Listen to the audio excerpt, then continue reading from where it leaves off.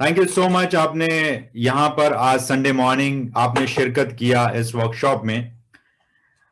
इस वर्कशॉप को आगे ले जाने से पहले कुछ मैं आपको चीजें बताना चाहूंगा, अपने बारे में हल्का सा बताना चाहूंगा। मेरा नाम अनुराग सूर्यवंशी है। मेरा बैकग्राउंड सेल्स एंड मार्केटिंग में है। 1994 से मैं कार्यरत हूँ। इंडियन मार्केटिंग रिसर्च ब्यूरो से मैंने अपने करियर की स्टार्ट 1994 में की थी। लगभग 18 साल के आसपास मैं सेल्स और मार्केटिंग में रहा हूं और 16 साल का मेरा एक्सपीरियंस है ट्रेनिंग इंडस्ट्री का।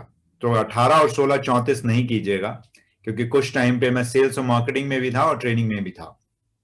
कुछ बहुत ही फैंटाबुलस ट्रेनर्स के साथ काम करने का मुझे मौका मिला है और एक सोच थी जिसके कारण सक्सेस लेगेसी अस्तित्व में आई। बहुत पुरानी सोच थी। कुछ लाइक माइंडेड लोग, हम लोग साथ में जुड़े और सक्सेस लेगेसी अस्तित्व में आई। सक्सेस लेगेसी एक सिर्फ कंपनी नहीं है, एक सोच है। And success legacy is a one-stop solution for those people who really want to add some value into their life. And success legacy is the one-stop solution for those people who really want to explore their this training industry, and they want to become transformer, motivator. They want to go ahead in this industry as a trainer, coach, or mentor. So ये थोड़ा सा brief मैंने आपको introduction दिया success legacy के बारे में। Now let's talk about कि आज आपके लिए इस प्रोग्राम में क्या है, क्या हम आपके लिए लेके आए हैं, उसके बारे में बात करते हैं। पर उस पे जाने से पहले मैं थोड़े से ग्राउंड रूल्स आपको बताना चाहूंगा। अगर आप इस प्रोग्राम को पूरी तरह से एंजॉय करना चाहते हैं तो एक ऐसी जगह आप बैठें जहां पर नेटवर्क आपके पूरे हों और जहां पे कोई आपको डिस्टरबेंस ना हो। इसके साथ साथ एक काम और कीजिएगा कि अगर हो सके तो अगर आप मोबाइल पे ये सेशन ले रहे हैं या अपने कंप्यूटर पे ये सेशन ले रहे हैं तो आपसे गुजारिश मेरी ये रहेगी कि आप किसी और दूसरे ब्राउजर पे ना जाएं, यानी कि कोई और एप्लीकेशन आपने ना खोल रखी हो, सिर्फ यहीं पे रहें। क्योंकि जब विजुअल, ऑडिटरी और काइनेस्थेटिक तीनों सेंसेस आपकी काम करती हैं। विजुअल मतलब जब आप देख रहे होते हैं एक दूसरे को। अभी हम एक दूसरे को नहीं देख पा रहे हैं, आप सिर्फ मुझे देख पा रहे हैं, मैं आपको नहीं देख पा रहा हूं। तो कहने का मतलब हमारा वो विजुअल सेंस अभी उतना कम्युनिकेट नहीं कर पा रहा है। दूसरा ऑडिटरी, यानी कि सुन पाते हैं हम, आप मुझे सुन पा रहे हैं। और तीसरा होता है काइनेस्थेटिक। अगर तीनों फीलिंग्स को बहुत बढ़िया तरीके से आप इस्तेमाल करते हैं तो लगभग 49% आप उस नॉलेज को ग्रास्प कर पाते हैं। ये नियम मैंने नहीं बनाए हैं, ये सच्चाई है। तो इसके अलावा मैं आपसे गुजारिश करूंगा कि आप बेड पर बैठकर या लेट कर इस सेशन को एंजॉय करने की कोशिश ना करें। ज्यादा बेहतर होगा कि आप एक चेयर पे बैठें, स्टडी टेबल पे बैठें। अगर नहीं हो सकता तो आप डाइनिंग टेबल पे बैठ सकते हैं। अगर वो भी नहीं हो सकता तो सोफे पे बैठें, यानी कि अपनी स्पाइन को स्ट्रेट करके रखें और तब इस सेशन को एंजॉय करें। Are you agree with me? जो लोग मुझसे अग्री हैं वो जरा चैट बॉक्स में लिखेंगे तो मैं पढ़ पाऊंगा कि are you agree with me और नॉट। और फिर उसके बाद बात करते हैं कि ये किस तरह से जाएगा सेशन। देखिए, अगले 130 मिनट आप मेरे साथ जुड़े रहेंगे और अगर आप चाहते हैं कि इस वर्कशॉप का पूरा आपको यूटिलाइज करने का मौका मिले तो उसके लिए आपको पूरे 130 मिनट हमारे साथ जुड़े रहना पड़ेगा, क्योंकि आखिरी के मोमेंट्स में कुछ आपके लिए ऑफर्स अवेलेबल होंगे जिनको आप इस्तेमाल कर सकते हो आने वाले समय में। हमारे कुछ कॉन्ट्रीब्यूटरी सेशंस होते हैं, उनके बारे में भी मैं आपको लास्ट में बताऊंगा। और आज एक बहुत ही बढ़िया ऑफर बोनंजा आपके लिए लेकर सक्सेस लेगेसी यहां प्रस्तुत हुई है, उसके बारे में आपको बताएंगे। So thank you so much. Okay, fantastic, thank you.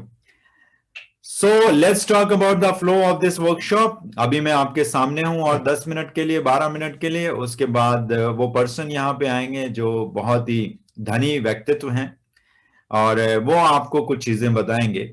उससे पहले मैं थोड़ी सी चीजें अभी आपको बताऊंगा। जैसे कि आप सब लोगों को मालूम है कि हमारे इस वर्कशॉप में हम कुछ ना कुछ एड ऑन डिफरेंट करते रहते हैं। आज भी मैं आपको कुछ टिप्स देने वाला हूं जिनको आप इस्तेमाल कर सकते हैं अपनी जिंदगी में। वो आपको उस कल्प वृक्ष के बारे में बताएंगे जो कल्प वृक्ष को इस संसार में जब हम आए थे, पैदा हुए थे, जब हमने जन्म लिया था, तो हमारी इस शरीर के अंदर वो कल्प वृक्ष था मौजूद। वो दिया था इस परमपिता परमात्मा, इस अदृश्य शक्ति ने, जिसको हम अल्लाह बोलते हैं, या गॉड बोलते हैं, या सच्चे बादशाह बोलते हैं, या भगवान बोलते हैं, जो भी उसको बोलते हैं, जो भी नाम हो, एनर्जी तो एक ही है, सबको मालूम है हमें। तो उन्होंने वो कल्प वृक्ष हमारे शरीर में डाल के दिया था। और कल्प वृक्ष क्या होता है, अगर उसके लिए ज्यादा डिटेल में नहीं बताऊंगा, एक सिंपल सी बात बता देता हूं। What is the meaning of कल्प वृक्ष? कल्प वृक्ष एक ऐसा पेड़ होता है जिसके नीचे आप अगर आराम से बैठ जाएं और ध्यान में चले जाएं तो जो आप चाहते हो वो हो जाता है, उसको बोलते हैं कल्प वृक्ष। तो वो कल्प वृक्ष आपकी बॉडी में मौजूद है 80 बिलियन न्यूरॉन्स के रूप में। आपकी बॉडी में जो 80 बिलियन न्यूरॉन्स होते हैं वो आपकी बॉडी के लगभग 40-50 ट्रिलियन सेल्स को गवर्न करते हैं, उनको चलाते हैं, और तब आपकी बॉडी रिएक्ट करती है। इस तरह से वो काम करता है।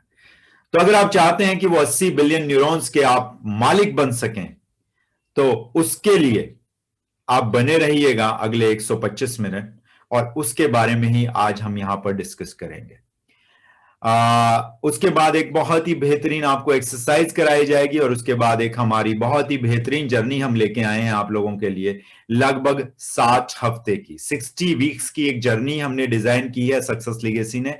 जो लोग अपनी जिंदगी में वाकई में उस कल्प वृक्ष को जानना चाहते हैं, उसकी शक्तियों को, और उसको कंट्रोल करना चाहते हैं, और उसको प्रैक्टिस में लाना चाहते हैं, उन लोगों के लिए हमने 60 हफ्ते की एक यात्रा तैयार की है।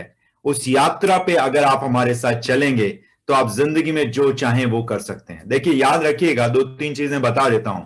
जहां तक टिप्स की बातें मिलनी शुरू हो गई हैं, जो लोग नए हैं वो लिखना शुरू कर दें। ये कैसे आगे होगा, आप थोड़ा सा गाइड करेंगे मुझे? I need to. Okay okay okay okay okay, thank you so much. देखिए, जरूरी नहीं है कि आपको सब चीजों की नॉलेज हो। जैसा कि आप देख पा रहे हैं कि मैंने कुछ यहां पे अभी पूछा अपनी टीम से कि इसको कैसे ऑपरेट करेंगे, तो जरूरी नहीं है कि आपको सब चीज की नॉलेज होना जरूरी है। तो टिप्स की जहां तक बात है, बहुत सिंपल सी चीजें हैं जिंदगी में। अगर मैं बात करूं कि जो मैं आपसे कहना चाह रहा था कि सिर्फ 222 दिन लगते हैं, आप अपनी पूरी बॉडी को ट्रांसफॉर्म कर सकते हो। आपकी बॉडी के सारे ऑर्गन्स चेंज हो जाएंगे।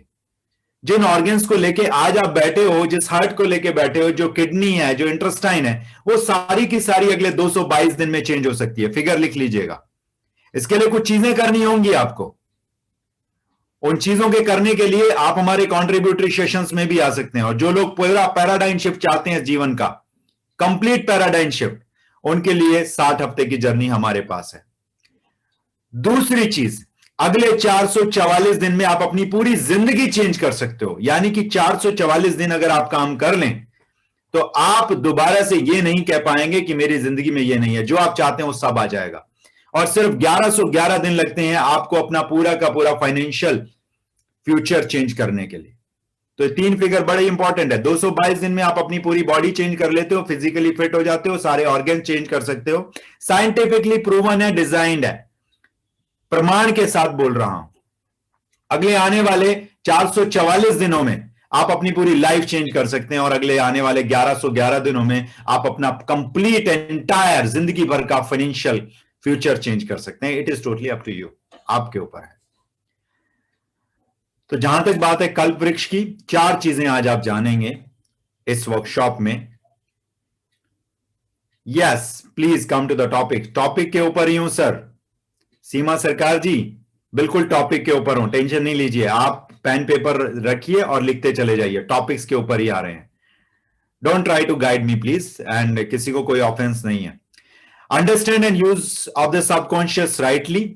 एक तो ये जानेंगे कि वो जो कल्प वृक्ष है उसको आप किस प्रकार इस्तेमाल कर सकते हैं। Bless your self with stress free mind and disease free body. यानी कि ये जो शरीर है जिस समय मिला था आपको, उस समय आपके दिमाग में कोई स्ट्रेस नहीं थे जब आप बच्चे थे, और आपकी बॉडी में कोई डिजीज नहीं थी। ये सारे के सारे स्ट्रेस और ये सारी की सारी जो डिजीज हैं वो आपने इस दुनिया में यहां पर इस एनवायरमेंट से ली हैं। किस तरह से दोबारा से आपका जो दिमाग है वो स्ट्रेस फ्री हो जाए और आपकी बॉडी जो है वो डिजीज फ्री हो जाए, इसके बारे में हम बात करेंगे। किस तरह से आप अपने वेल्थ को और सक्सेस को मल्टीप्लाई कर सकते हो, इसके बारे में आज हम यहां पर सीखेंगे। और एक एनएलपी लाइफ कोच की तरह से कैसे आप बहुत सारे पैसे बना सकते हैं, उसके बारे में आपको यहां पर सीखने को मिलेगा।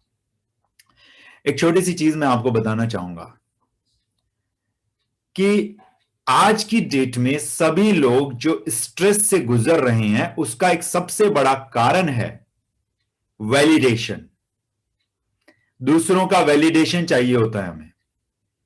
अच्छा बताना जरा, मैं कैसा लग रहा हूं, ठीक लग रहा हूं कि नहीं लग रहा हूं? दूसरों से पूछते हैं, अरे भाई आईने के सामने जाके खुद ही देख ले कि कैसा लग रहा है।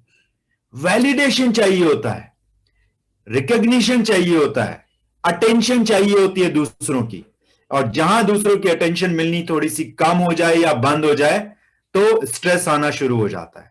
जहां वैलिडेशन मिलना कम हो जाए या बंद हो जाए, स्ट्रेस आना शुरू हो जाता है। इस बात को गौर करिएगा कि ये जो दिमाग में हमने बहुत सारी चीजें भरी हुई हैं, उसका एक ही एकमात्र रीजन है, दैट इज कॉल्ड वैलिडेशन चाहिए होता है दूसरों से, अटेंशन चाहिए होती है दूसरों से, रिकॉग्निशन चाहिए होती है दूसरों से। और उसी का एक कारण है कि बहुत बड़े बड़े सेलिब्रिटीज, बहुत बड़े बड़े फिल्म स्टार्स अपने आखिरी के दिनों में एंजाइटी में, डिप्रेशन में चले जाते हैं, बीमार हो जाते हैं, बिकॉज लाइमलाइट में नहीं रहते। ऐसे एक बहुत बड़े सितारे को आप जानते हैं, राजेश खन्ना साहब। आखिरी के कुछ साल वो मुफलिसी में जिए, बिल्कुल एकांत में जिए। सो कहने का मतलब ये जो वैलिडेशन, अटेंशन और रिकॉग्निशन है, ये आपके अंदर से क्यों नहीं आता? आपके लिए, खुद के लिए अटेंशन आप अपने अंदर से खुद को क्यों नहीं देते? वैलिडेशन आपका खुद को होना चाहिए, दूसरों से वैलिडेशन की जरूरत नहीं है। इसके बारे में आज थोड़ा सा जानेंगे यहां पे आप।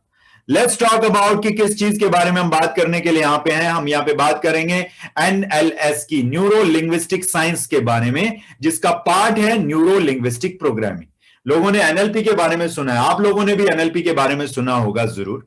आप में से कुछ लोग हैं जो नए लोग आज जुड़े हैं हमारे साथ, वो एनएलपी के बारे में कुछ कहीं से देखा होगा, कुछ कहीं से पढ़ा होगा, कोई वर्कशॉप देखी होगी, कोई वेबिनार देखा होगा। We'll be talking about NLS, neuro linguistic science. Neuro science की बात नहीं कर रहे हैं यहां पे, don't be confuse yourself. We'll be talking about the neuro linguistic science.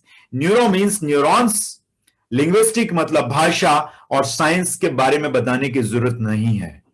और न्यूरो लिंग्विस्टिक साइंस का एक पार्ट है न्यूरो लिंग्विस्टिक प्रोग्रामिंग। तो आज हम यहां पे एनएलएस के बारे में सीखेंगे। ये क्या है एनएलपी, इसके बारे में थोड़ी सी जिक्र कर लेते हैं। What is all about NLP, और आपके समक्ष जो पर्सन यहां पे आने वाले हैं उनके बारे में थोड़ा सा जानेंगे। This is called NLP, neuro linguistic programming, जो मैं ऑलरेडी आपको बता चुका हूं। आपके न्यूरॉन्स, लैंग्वेज एंड प्रोग्रामिंग। अगर इसको एक लाइन में बोला जाए, what is meant for NLP, NLP stands for how to reprogram, how to reframe, how to program, how to re-imprint your subconscious brain to get maximum desired results in any area, in any field in your life। यानी कि जिंदगी के किसी भी area में, किसी भी तरह के आप रिजल्ट्स ले सकते हैं, इन कलाओं को अपनी जिंदगी में उतार कर, प्रैक्टिस करके, अंदर का जो कल्प वृक्ष है उससे फिर जो चाहो आप वो चीजें कर सकते हो। That is called NLP. इसके बारे में थोड़ा सा और बताऊंगा। कुछ लोग हैं जिन्होंने कुछ ग्रंथ पढ़े, जिनमें वेदास आप कह सकते हो, कुरान शरीफ आप कह सकते हो, बाइबल कह सकते हो, गुरु ग्रंथ साहिब कह सकते हो, इनको अपनी लैंग्वेज में पढ़ा कुछ लोगों की मदद से। उनका नाम है John Grinder and Richard Bandler. उसके बाद उन्होंने कुछ लोगों की मदद से ह्यूमन साइकोलॉजी के ऊपर, ह्यूमन बिहेवियर के ऊपर कुछ रिसर्च की, और ये पाया कि ये जो कलाएं हैं, इनको अगर इस्तेमाल किया जाए तो आप अपनी जिंदगी में किसी भी क्षेत्र में, किसी भी प्रकार के मैक्सिमम डिजायर रिजल्ट्स ले सकते हैं। वो जो बर्निंग डिजायर वाले रिजल्ट्स हैं वो ले सकते हैं। सो इनका नाम है John Grinder and Richard Bandler. Virginia Satir जो कि एक थेरेपिस्ट थी, मिल्टन एरिक्सन का नाम आप लोगों ने सुना होगा, he is a hypnotherapist, principals, इन लोगों की मदद से इन्होंने कुछ रिसर्च की और एनएलपी अस्तित्व में आया। ये एनएलपी अस्तित्व में तब आ चुका था, ये एनएलएस अस्तित्व में तब आ चुका था जब ये सृष्टि बनी थी, और हमारे जो ग्रंथ हैं पुराने, उनमें सब ये कलाएं लिखी हुई हैं। तो इन्होंने उसका क्रक्स निकाला, निचोड़ निकाला, और उसको नाम दिया NLP, and will be talking about NLS. और इन सज्जन को आप सब लोग जानते होंगे, इनका नाम है एंथोनी रॉबिन्स, और आज की डेट में इनको टोनी रॉबिन्स के नाम से भी जानते हैं।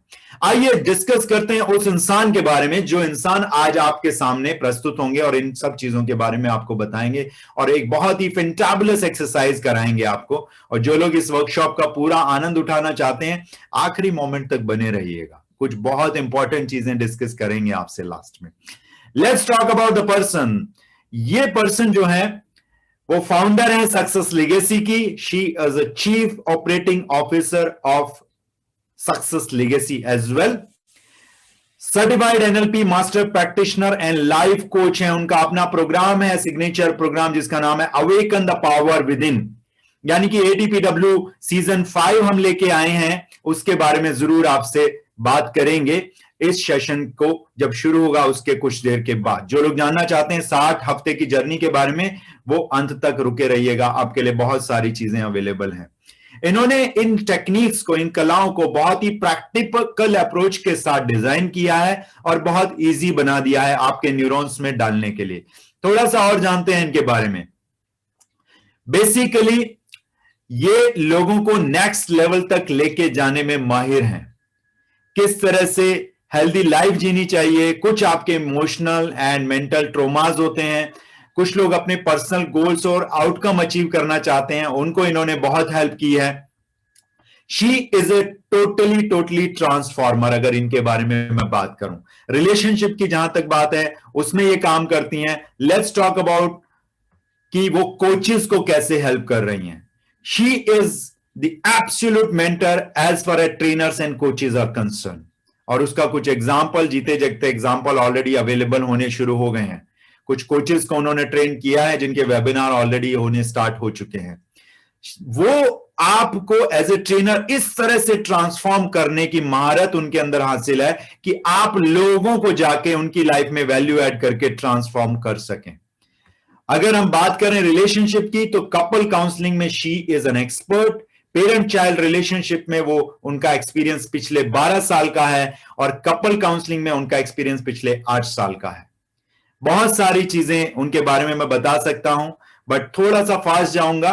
जहां तक स्टूडेंट्स की बात करें, तो स्टूडेंट्स के साथ वो लगभग 12 साल से काम कर रही हैं। स्टूडेंट्स के जो पैटर्न्स होते हैं, स्टूडेंट्स की अगर बात करें तो उनके जो बिहेवियर होते हैं, और पिछले 8 महीने से जो बिहेवियर उनके चेंज होने स्टार्ट हो चुके हैं। अभी पेरेंट्स को, टीचर्स को तो मालूम भी नहीं है, जब स्कूल्स खोलेंगे तब पता लगेगा। जो स्टूडेंट्स को ये कहा जाता था कि गैजेट से दूर रहो, उन स्टूडेंट्स के सामने आज 6 घंटे के लिए गैजेट्स रखे होते हैं, ऑनलाइन क्लासेस उनको करनी होती हैं। कुछ लोग तो म्यूजिक की क्लासेस भी करा रहे हैं, एक्स्ट्रा करिकुलर एक्टिविटीज की भी क्लासेस ऑनलाइन करा रहे हैं। 6 से 8 घंटे, 12 घंटे, वो 6, 8 साल, 12 साल, 14 साल, 16 साल के बच्चे कंप्यूटर स्क्रीन या अपने टैब या किसी और गैजेट के सामने परमानेंट बैठे हुए। किस तरह के बिहेवियर्स उनके चेंज होने शुरू हो गए हैं, ये अभी आने वाले वक्त में आपको पता लगेगा। तो इसमें वो मास्टर है। किसी सब्जेक्ट में अगर बच्चे का दिमाग नहीं चल रहा है, उस सब्जेक्ट को आप कैसे इंटरेस्टिंग बना सकते हैं। इसके अलावा अगर हम बात करें एडिक्शन की, और आज की डेट में सबसे बड़ा एडिक्शन हो गया ये गैजेट्स, उसमें वो बहुत बड़ी एक्सपर्ट हैं। 6 साल से काम कर रही हैं डी एडिक्शन में। And on top of that she is an absolute fantabulous parenting coach, parent child relationship की जहां तक। तो मैं ज्यादा समय नहीं लूंगा आपके और उनके बीच में। मैं गुजारिश करूंगा नीरज जी से कि वो आए और आपको इस वर्कशॉप के बारे में, इस वर्कशॉप को आगे लेके चले। So please help me to welcome Neeraj Malik जी।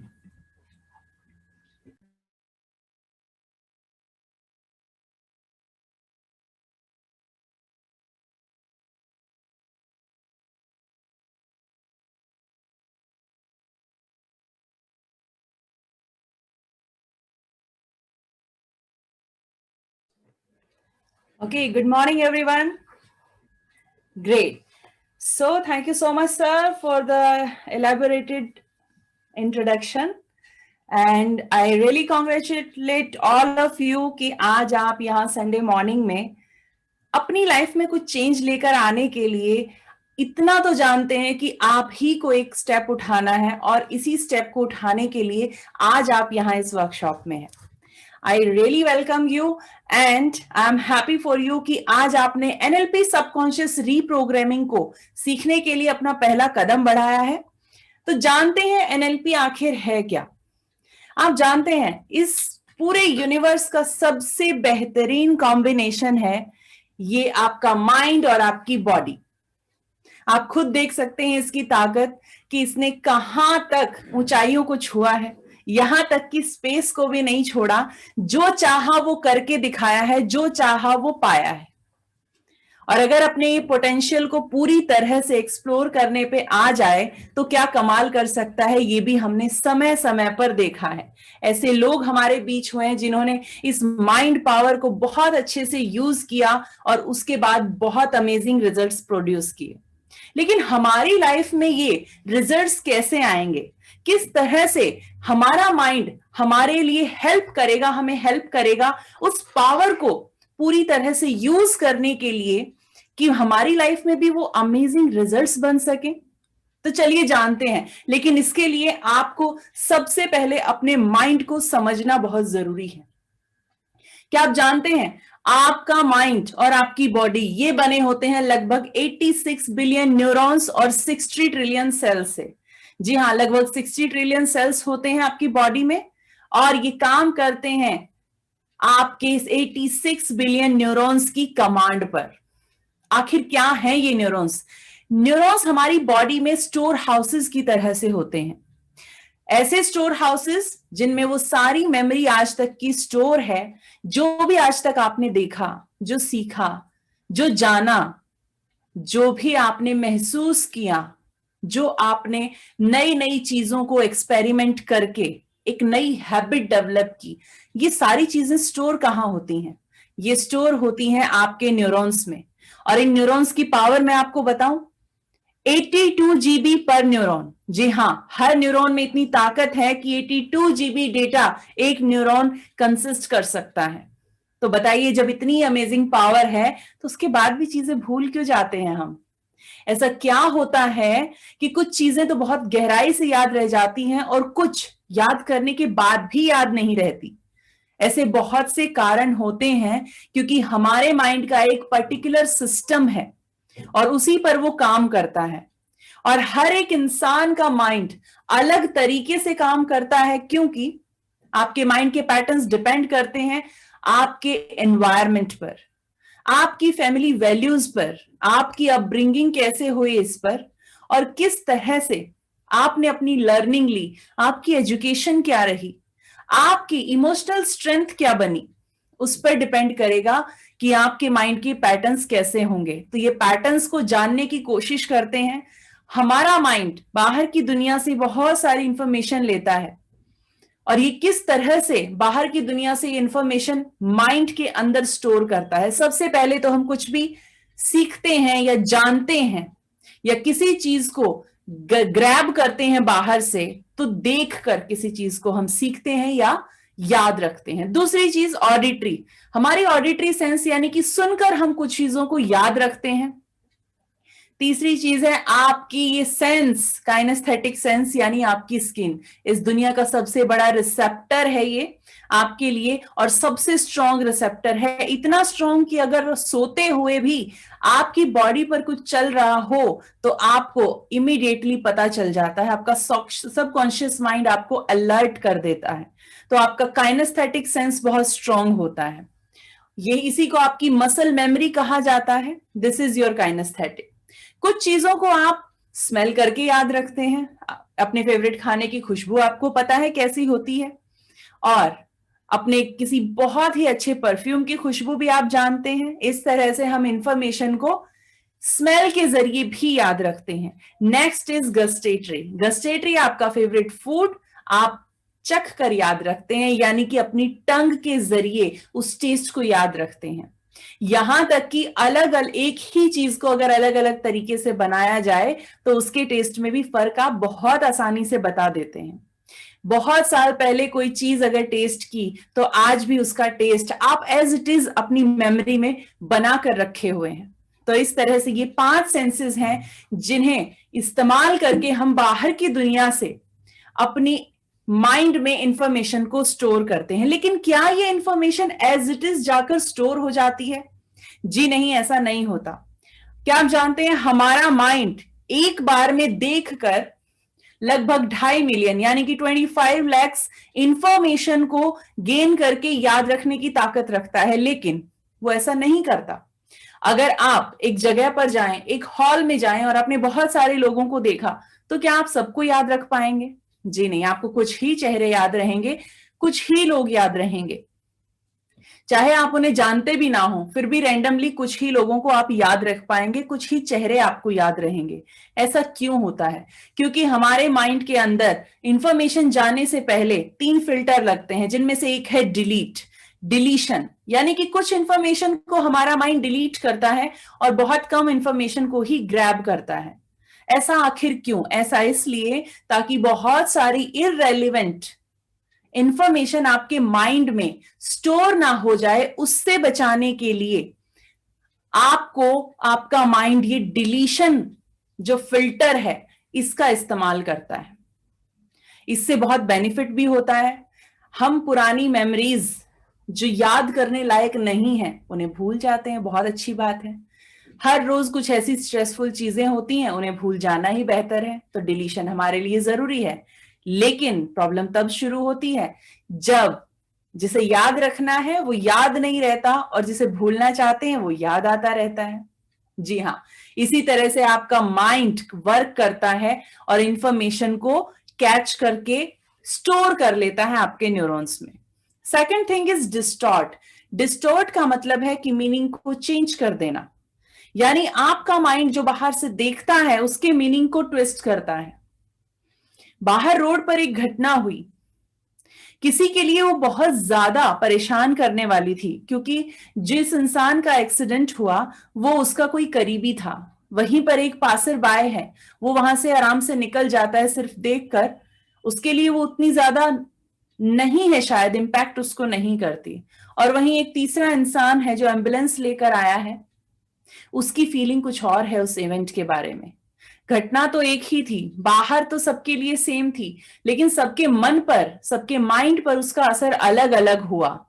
तो ये डिस्टॉर्शन है कि किसने किस घटना को किस तरह से लिया, उसका मीनिंग क्या निकाला, किसने उसे अच्छा सोचा, किसने उसे खराब सोचा, या किसके लिए वो न्यूट्रल था। इसी तरह से तीसरा फिल्टर लगता है जनरलाइज। जब आप डिलीट और डिस्टॉर्ट कर चुके होते हो तो आप चीजों को जनरलाइज करते हैं। जैसे उस रोड पर उस एक्सीडेंट को देखकर कोई कह सकता है कि इस रोड पर तो अक्सर ऐसे ही एक्सीडेंट होते रहते हैं, या हो सकता है कि वो पर्सन अगर बाइक पर था तो उसने जनरलाइज कर रखा हो और वो एक अपना जनरलाइज स्टेटमेंट दे कि ये बाइक वाले लोग ठीक से चलाते तो है नहीं, तो ऐसा तो होता ही रहता है। तो ये एक जनरलाइजेशन है कि हर सिचुएशन में फिट कर दिया जाए। हो सकता है उसकी गलती ही ना हो सकता है वो तो सिर्फ एक साइड में किनारे पर खड़ा था और किसी गाड़ी ने आकर उसे उड़ा दिया हो। तो जरूरी नहीं कि जो हम जनरलाइज करके सोच लेते हैं वही सच हो। बाहर का इवेंट कुछ अलग हो सकता है, लेकिन जब हम उसे परसीव करते हैं तो डिफरेंट तरीके से करते हैं। और ये डिलीशन, डिस्टॉर्शन और जनरलाइजेशन हमारे लिए अच्छा भी है। डिस्टॉर्शन कैसे हमारे लिए अच्छा है? आप स्मेल करके किसी जगह पर वहां रुकना चाहिए या नहीं, ये आप पता लगा सकते हैं कि आसपास कहीं कोई खराब चीज तो नहीं जो आपके आसपास रहने से आपको नुकसान दे सकती है। या फिर एक दिन आपने अपने घर का दरवाजा खोला और एकदम जो डोमेस्टिक गैस की जो स्मेल होती है वो आपको आने लगी, तो फौरन आपका माइंड आपको बता देगा कि घर में खतरा है, इस वक्त आपको अलर्ट हो जाना चाहिए और आपको सावधानी बरतनी चाहिए। तो डिस्टॉर्शन इस तरह से अच्छा भी होता है। खाने को चक्कर आप बता सकते हैं कि ये खाने लायक है भी या नहीं, ये सब डिस्टॉर्शन आपके लिए करता है। इसी तरह जनरलाइजेशन हमारे लिए बहुत जरूरी है। किस तरह से जरूरी है? जब आप कार चलानी पहली बार सीखते हैं अपने शहर में अपनी कार पर, तो क्या आपको जब दूसरी कार चलानी पड़े, अगर किसी और की, आपको अपने फ्रेंड की कार चलानी पड़े, तो क्या आप दोबारा जाकर कार सीखेंगे कि मैंने तो अपनी कार चलानी सीखी है, फ्रेंड की कार तो चलानी ही नहीं सीखी?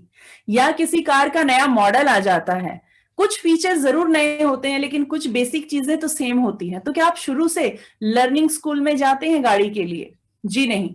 जो चीजें आपने पहले से सीख रखी हैं उनको एज इट इज अप्लाई कर देते हैं नई सिचुएशन में और आप उस काम को कर लेते हैं। इस तरह से आपका जनरलाइजेशन आपको बहुत हेल्प करता है आपकी डे टू डे लाइफ में भी और आपके लर्निंग पैटर्न्स में भी। और जब ये डिलीशन, डिस्टॉर्शन और जनरलाइजेशन होता है तो वो घटना वैसी नहीं रहती जैसी वो दिखाई दे रही थी। अब उसका एक नया वर्जन बन चुका है और इस नए वर्जन को भी ही कहते हैं हम इवेंट 2। चलिए इसे एक एग्जांपल से समझते हैं। मान लीजिए आज बाहर बहुत सर्दी हो और एक इंसान है जिसे सर्दी बिल्कुल पसंद नहीं। वो अंदर आएगा और वो क्या कहेगा? आज मौसम बहुत खराब है। सर्दी तो सर्दी है, मौसम सिर्फ मौसम है, लेकिन मौसम खराब है। ये इवेंट किसने बनाया? ये इवेंट 2 बना और ये उस इंसान के परसेप्शन ने बनाया। उसने इसको किया कि ज्यादा सर्दी का मतलब है खराब मौसम, क्योंकि शायद उसको तकलीफ होती है इस मौसम में। लेकिन क्या हर एक के लिए ये मौसम खराब है? जी नहीं, हर एक के लिए मौसम खराब नहीं है। लेकिन उसके साथ क्या होगा? जैसे ही उसने अपने माइंड को कहा कि मौसम खराब है तो उसका इमोशन खराब होना स्टार्ट हो गया। और अब जब भी सर्दी ज्यादा होगी तो उसका माइंड कहेगा मौसम खराब है, तो उसका बार बार मूड खराब होगा ही होगा। इस तरह से उस इवेंट 2 को परसीव करने के बाद उसकी एक इमोशनल स्टेट क्रिएट होगी। जब ये इवेंट 2 बनता है, इसी को आप कहते हैं आपका परसेप्शन। यही इवेंट 2 आपकी मेमोरी होता है। इसी को आपका सब्जेक्टिव एक्सपीरियंस कहते हैं, क्योंकि हर पर्सन पर इसका अलग अलग इंपैक्ट है। हर पर्सन हर घटना को अलग तरीके से लेता है, उसके बारे में सोचता है। इसी को कहते हैं सब्जेक्टिव एक्सपीरियंस, यानी सब्जेक्ट टू सब्जेक्ट ये डिफरेंट होगा ही होगा। यही आपके सबकॉन्शियस माइंड के इम्प्रिंट्स होते हैं और इसी को आपकी सबकॉन्शियस माइंड की स्क्रिप्ट या आपका इंटरनल मैप कहा जाता है। मैप आप रफली ड्रॉ करते हैं, अपने हिसाब से एक मैप ड्रॉ करते हैं, लेकिन क्या वो असलियत में बिल्कुल वैसा होता है जैसी वो चीज दिखती है? जी नहीं, असलियत में चीज कुछ और होती है, लेकिन अगर आप उसका मैप उठाकर देखें तो वो कुछ डिफरेंट ही दिखेगा। मैप से आप एग्जैक्टली पता नहीं लगा सकते वो चीज कैसी रही होगी। तो इसी को आपके माइंड में एक नया मैप जो बन जाता है, इसे इवेंट 2 कहते हैं। और ये इवेंट 2 की क्वालिटी क्या है? अगर ये इवेंट 2 अच्छी बनी तो आपका इमोशन अच्छा होगा, और ये इवेंट 2 अगर खराब बनी तो आपका इमोशन खराब होगा। और इसी इमोशन को कहते हैं आपकी स्टेट ऑफ माइंड। ये स्टेट आपकी लाइफ में कितनी जरूरी है अभी आप जानेंगे। स्टेट या तो रिसोर्सफुल हो सकती है या अनरिसोर्सफुल हो सकती है। अब क्यों इसे रिसोर्सफुल स्टेट कहा गया और क्यों अनरिसोर्सफुल स्टेट कहा गया? ऐसा इसलिए कि जब भी आप खुश होते हैं, जब भी आप कॉन्फिडेंस में होते हैं, जब भी अपनी लाइफ में आप अच्छे इमोशंस को जीते हैं, तो उस वक्त आज तक आपने जितनी भी लर्निंग ली, जितनी भी स्किल्स ली, उन सबको आप यूज कर पाते हैं और इसी को आपकी रिसोर्सफुल स्टेट कहा जाता है। जैसे गुस्से में आप कभी काम को बहुत अच्छे से एग्जीक्यूट नहीं कर पाते हैं, या आपने हमेशा देखा होगा कुछ ना कुछ गड़बड़ हो जाती है। जैसे ही आप डर की स्टेट में हैं, आपको डर अगर लग रहा है, तो उस वक्त आप अपने कॉन्फिडेंस के रिसोर्स को यूज नहीं कर पाएंगे। जब आपको डर लग रहा है तो आप सिर्फ डरेंगे, उस वक्त आपको कॉन्फिडेंस नहीं आ सकता। लेकिन क्या ऐसा है कि आपको कभी भी कॉन्फिडेंस ना आया हो? क्या ऐसा है कि आपने कभी भी कॉन्फिडेंस को फील ही ना किया हो? यानी कॉन्फिडेंस कैसा होता है ये आपको पता है, और कॉन्फिडेंस आपके अंदर है भी, लेकिन एक पर्टिकुलर समय पर जो आपकी स्टेट है, यानी फियर की स्टेट में आप कॉन्फिडेंट नहीं हो सकते हैं। इसी तरह से जब आपको डर लगता है, उस वक्त आप क्रिएटिव नहीं हो सकते। मान लीजिए आपके सामने कोई बहुत बड़ा खतरा आ जाए, आपके सामने अचानक से जमीन धंसने लग जाए, तो उस वक्त आप क्या करेंगे? उस वक्त आप सेल्फी लेना पसंद करेंगे, क्रिएटिव होना पसंद करेंगे, या अपनी जान बचाना पसंद करेंगे? उस वक्त आप शायद अपनी जान बचाना ज्यादा पसंद करेंगे, और जब आपको वो फियर आएगा तो उस वक्त आप क्रिएटिव नहीं हो सकेंगे। उस वक्त सिर्फ आप अगर क्रिएटिव होंगे तो सिर्फ अपनी लाइफ को बचाने के लिए होंगे। इस तरह से रिसोर्स हमेशा हमारे पास होते हैं, लेकिन हमारा इमोशन डिसाइड करता है कि हम कब किस इमोशन को जीना शुरू करते हैं, कब किस इमोशन को सही तरीके से इस्तेमाल करके अपने सही रिसोर्स तक पहुंच सकते हैं।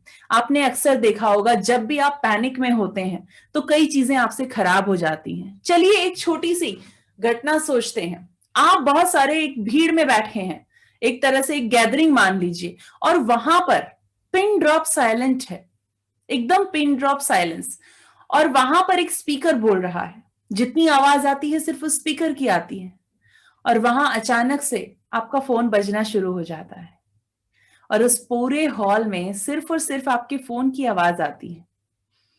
अब बताइए, जब आप वो फोन निकालेंगे तो क्या बड़ी आसानी से उसकी वाइब्रेशन ऑन कर पाएंगे?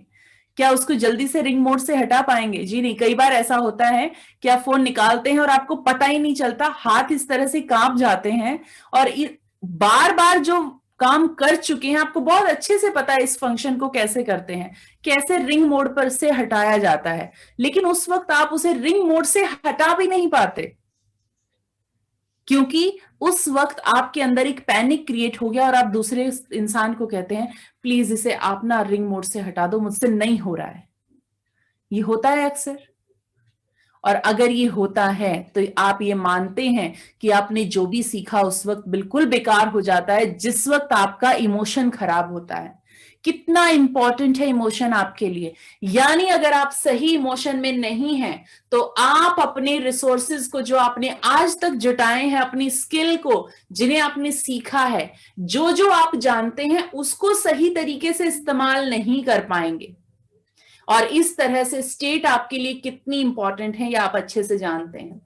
एक बिजनेसमैन के लिए रिसोर्सफुल स्टेट में किन किन रिसोर्सेज को वो यूज करता है, वो अच्छी डिसीजन मेकिंग करता है अगर उसका इमोशन अच्छा है, वो इनिशिएटिव लेता है बहुत अच्छे तरीके से, मोटिवेशन उसको हमेशा रहता है, फ्लेक्सिबिलिटी के लिए रेडी रहता है। वो जब भी उसे लगे कि हाँ फ्लेक्सिबिलिटी थोड़ी सी अगर कर दी जाए तो उसके बाद उसका बिजनेस ग्रो कर सकता है। इन सब चीजों के लिए वो बहुत आसानी से एडेप्ट कर सकता है इन सब चीजों को, और लाइफ में आगे बढ़ सकता है। एक स्टूडेंट जिस वक्त रिसोर्सफुल स्टेट में है, अच्छे इमोशन में है, तो वो अपने कंसंट्रेशन के रिसोर्स को यूज करता है। ऐसा नहीं है कि आपके बच्चे के पास कंसंट्रेशन नहीं है, लेकिन वो जैसे ही किताब की तरफ देखता है उसका इमोशन खराब हो जाता है, और वो इमोशन खराब होते ही उसका कंसंट्रेशन वहां से चला जाता है।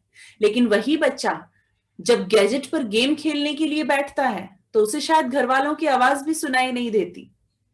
तो इसका मतलब उसका कंसंट्रेशन तो बहुत अच्छा है, लेकिन शायद कुछ ऐसा हो गया है कि जब भी वो बुक उठाता है तो उसका इमोशन खराब होता है और वहां पर वो कंसंट्रेट नहीं कर पाता।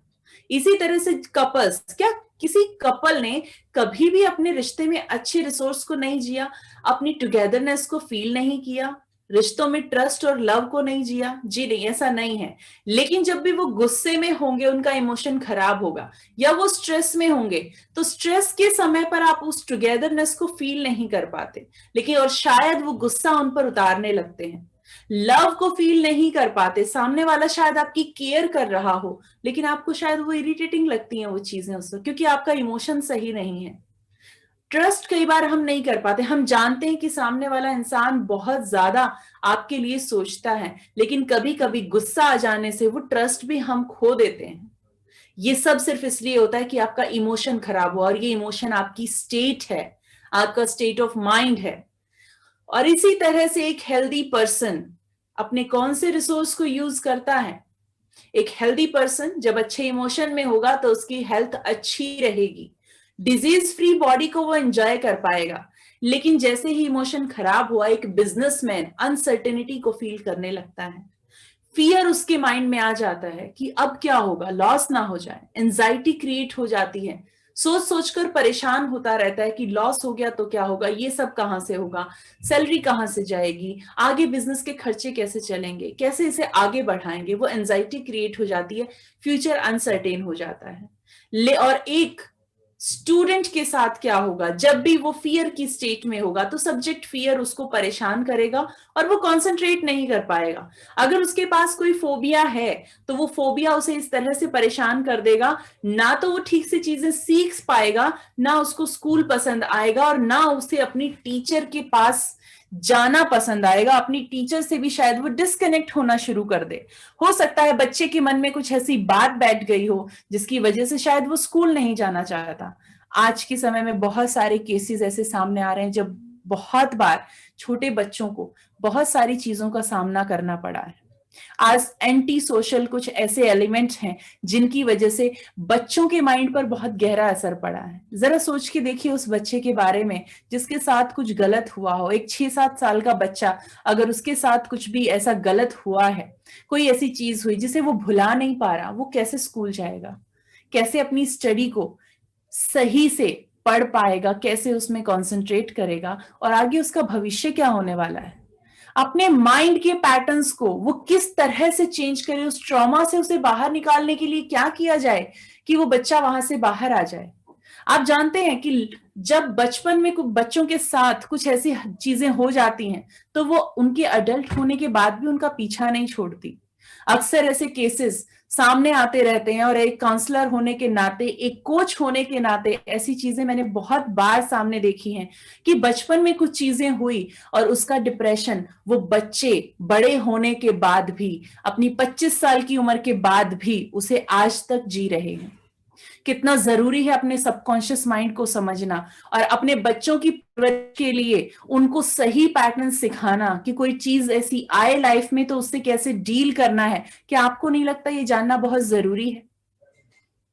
किस तरह से उस ट्रॉमा को आप हटाएंगे, डील कैसे करेंगे अपने बच्चे के साथ जिस वक्त वो उस ट्रॉमा को लेकर बैठा है? उसकी स्टेट को ठीक कैसे करेंगे कि जो हो गया सो हो गया, इसे आगे बढ़ने में मैं कैसे हेल्प करूं? यकीन मानिए सिर्फ कह देने से कि हम तुम्हारे साथ हैं और जो हो गया सो हो गया, कोई फर्क नहीं पड़ता, उस बच्चे के घाव आप शायद नहीं भर सकते।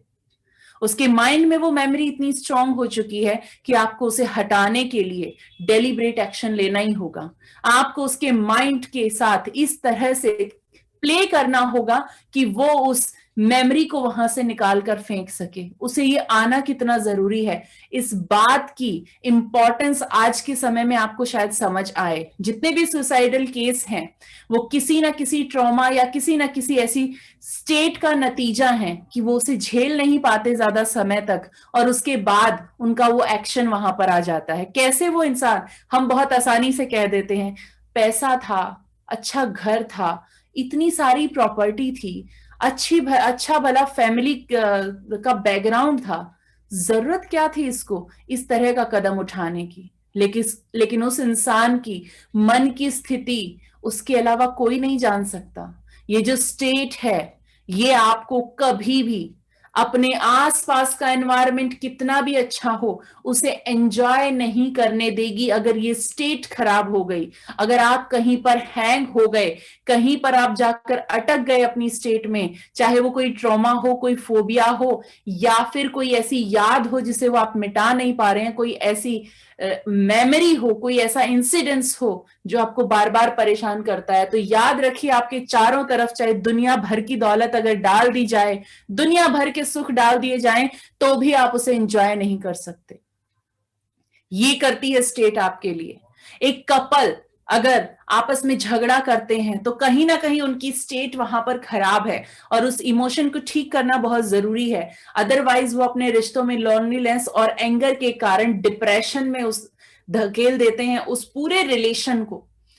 अनहेल्दी बॉडी तभी आपको सताती है जब आपके पास कोई खराब स्टेट है। जैसे ही आपकी स्टेट खराब होती है आपका बीपी बढ़ जाएगा या लो हो जाएगा, आपकी डायबिटीज बढ़ने लगती है स्ट्रेस के कारण, कहीं ओबेसिटी के इश्यूज आने लगते हैं, तो कहीं ना कहीं इस तरह के केसेस होते हैं कि बहुत सीवियर आपको इंसोम्निया की दिक्कत हो जाती है या फिर कैंसर जैसी बीमारियां भी हो सकती हैं।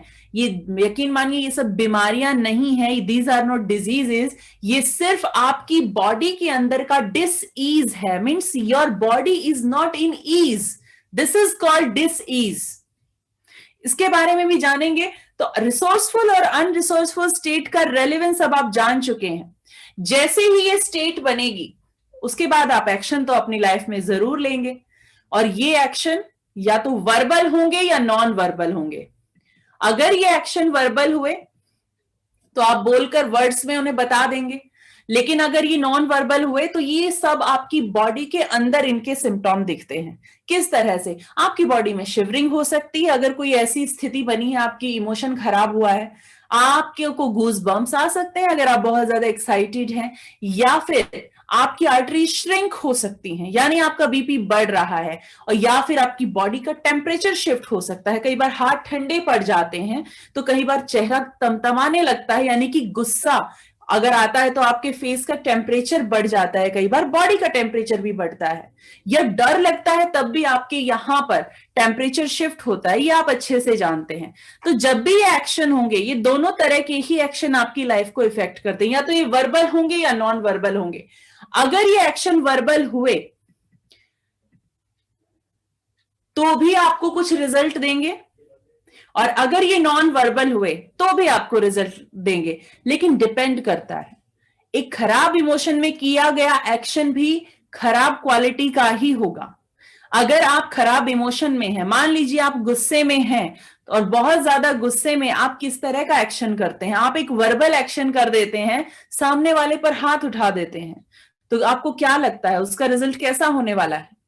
उसका रिजल्ट जाहिर सी बात है कहीं ना कहीं खराब ही निकलेगा, और उसकी क्वालिटी डिसाइड करेगी कि आपकी लाइफ डिजायर्ड होगी या अनडिजायर्ड होगी। अगर वो रिजल्ट की क्वालिटी खराब हुई तो आप अनडिजायर्ड सर्कमस्टांसेस को अपनी लाइफ में अट्रैक्ट करेंगे, और अगर उन एक्शंस की क्वालिटी अच्छी हुई, मान लीजिए आपका इमोशन ठीक है और आपने सामने वाले की बात पर रिएक्ट करने की बजाय उसे बहुत ही अच्छे से सुलझा लिया, तो आपने एक अच्छा रिजल्ट प्रोड्यूस किया अच्छी स्टेट में, और वो अच्छा रिजल्ट आपको बेहतर रिलेशंस देगा लाइफ में, और वहां उस रिलेशन से होने वाले बेनिफिट भी आप ले पाएंगे। इसी तरह आप अपनी डिजायर्ड लाइफ की तरफ बढ़ते हैं। आप हेल्थ को एंजॉय करते हैं जब भी आप अपनी डिजायर्ड लाइफ की तरफ होंगे, अपने वेल्थ को बढ़ाने लगते हैं, अपने रिलेशंस को और मजबूत करने लगते हैं, चाहे वो पर्सनल रिलेशन हो या प्रोफेशनल रिलेशंस हो। अनडिजायर्ड लाइफ को आप तब फेस करते हैं जब आपकी बॉडी वेलनेस के पैटर्न्स को छोड़ देती है, इलनेस आपकी बॉडी में आ जाती है, मनी को अननेसेसरी आप खराब कर देते हैं, कहीं पर गंवा देते हैं, कहीं आपके लॉसेस हो जाते हैं। ये सिर्फ और सिर्फ अनरिसोर्सफुल स्टेट का नतीजा है।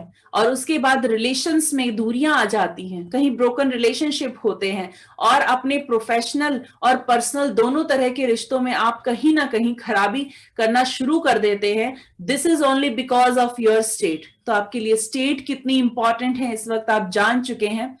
अब थोड़ी बात करते हैं कि ये स्टेट आखिर है क्या। इसे अगर मैं सम अप करूं तो एक समय पर आपके माइंड में और आपकी बॉडी में जो भी चल रहा है वो आपकी स्टेट है। कैसे? मेरे माइंड में जो भी थॉट की क्वालिटी चल रही है उससे मेरा एक इमोशन क्रिएट हो रहा है। अगर मुझे स्ट्रेस है तो जाहिर सी बात है मेरा इमोशन खराब होगा, और उस वक्त मेरी फिजियोलॉजी क्या होगी? शायद मैं इस तरह से बैठूं या फिर इस तरह से बैठूं, तो ये मेरी फिजियोलॉजी से पता चल जाएगा सामने वाले को कि मेरे मन में क्या चल रहा है। यानी कि आपकी बॉडी प्लस आपका माइंड आपकी स्टेट को डिफाइन करते हैं। इसी तरह से एक इंसान बहुत अच्छी स्टेट में है, एक्साइटेड है, स्माइल कर रहा है, कंधे खुले हुए हैं, कॉन्फिडेंस में है, तो आप उसकी बॉडी से पता लगा लेंगे कि उसके माइंड में क्या चल रहा है। यानी एक समय पर आपके माइंड और बॉडी में जो भी चलता है, this is called your state. ये आपकी फिजियोलॉजी और आपकी इंटरनल रिप्रेजेंटेशन से डिफाइन होती है। हमारी बॉडी पर किस तरह से हमारी स्टेट इंपैक्ट डालती है।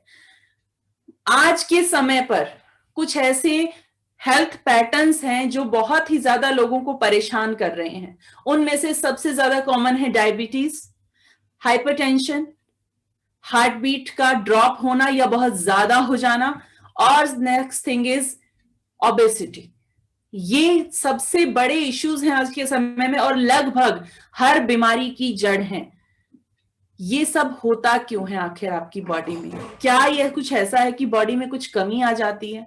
यकीन मानिए आपकी बॉडी कभी भी बीमार पड़ने के लिए नहीं बनी है। आपकी बॉडी नहीं जानती बीमार पड़ना, लेकिन फिर भी ये बीमार पड़ती है, और बहुत सारी दवाइयां खाने के बाद भी ये ठीक नहीं होती।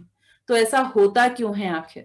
आपकी बॉडी के अंदर नेचुरल हीलिंग प्रोसेस है और ये बॉडी किसी भी वायरस से कई लाख गुना ज्यादा स्ट्रांग है। क्या आप जानते हैं आपके व्हाइट ब्लड सेल्स जरूरत पड़ने पर खुद को मल्टीप्लाई करने की ताकत रखते हैं। ये कई गुना बढ़ सकते हैं जब अगर ये पूरी तरह से हीलिंग पर आ जाएं, तो कई गुना खुद को मल्टीप्लाई करके आपकी बॉडी को किसी भी खतरनाक से खतरनाक वायरस से बचा सकते हैं। लेकिन उसके बाद भी एक छोटा सा वायरस पूरी दुनिया को परेशान कर देता है। ऐसा आखिर होता क्यों है?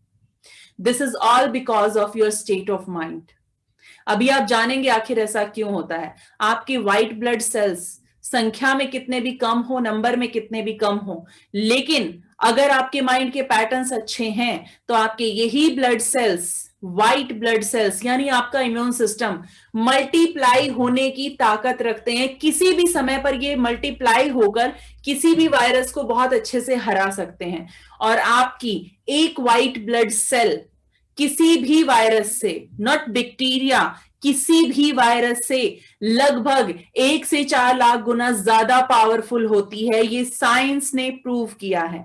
उसके बाद भी ऐसा क्या होता है कि हम इतने ज्यादा डर में जीते हैं एक छोटे से वायरस के कारण? This is all because of your state of mind. हमारा माइंड आपने देखा डिलीट, डिस्टॉर्ट और जनरलाइज करता है। लेकिन ऐसा क्यों होता है ये आप जान चुके हैं कि हमारे माइंड के पैटर्न्स ऐसे बन जाते हैं कि ऐसा होता है। अब आपके माइंड पर इसका बॉडी के लिए क्या असर पड़ेगा? मान लीजिए आपने एक टाइगर को देखा, तो आपको क्या परसीव करना चाहिए था? टाइगर की पिक्चर कि टाइगर कैसा होता है, उसका कलर, उसकी शेप, ये अंदर जाना चाहिए था। और ऑडिटरी में होता तो क्या अंदर जाता? उसकी आवाज अंदर चली जाती, ओके टाइगर ऐसे दहाड़ता है, ओके फाइन। काइनेस्थेटिक में क्या हो सकता था कि उसके फर का जो स्मूथनेस है उसे आप फील कर पाते।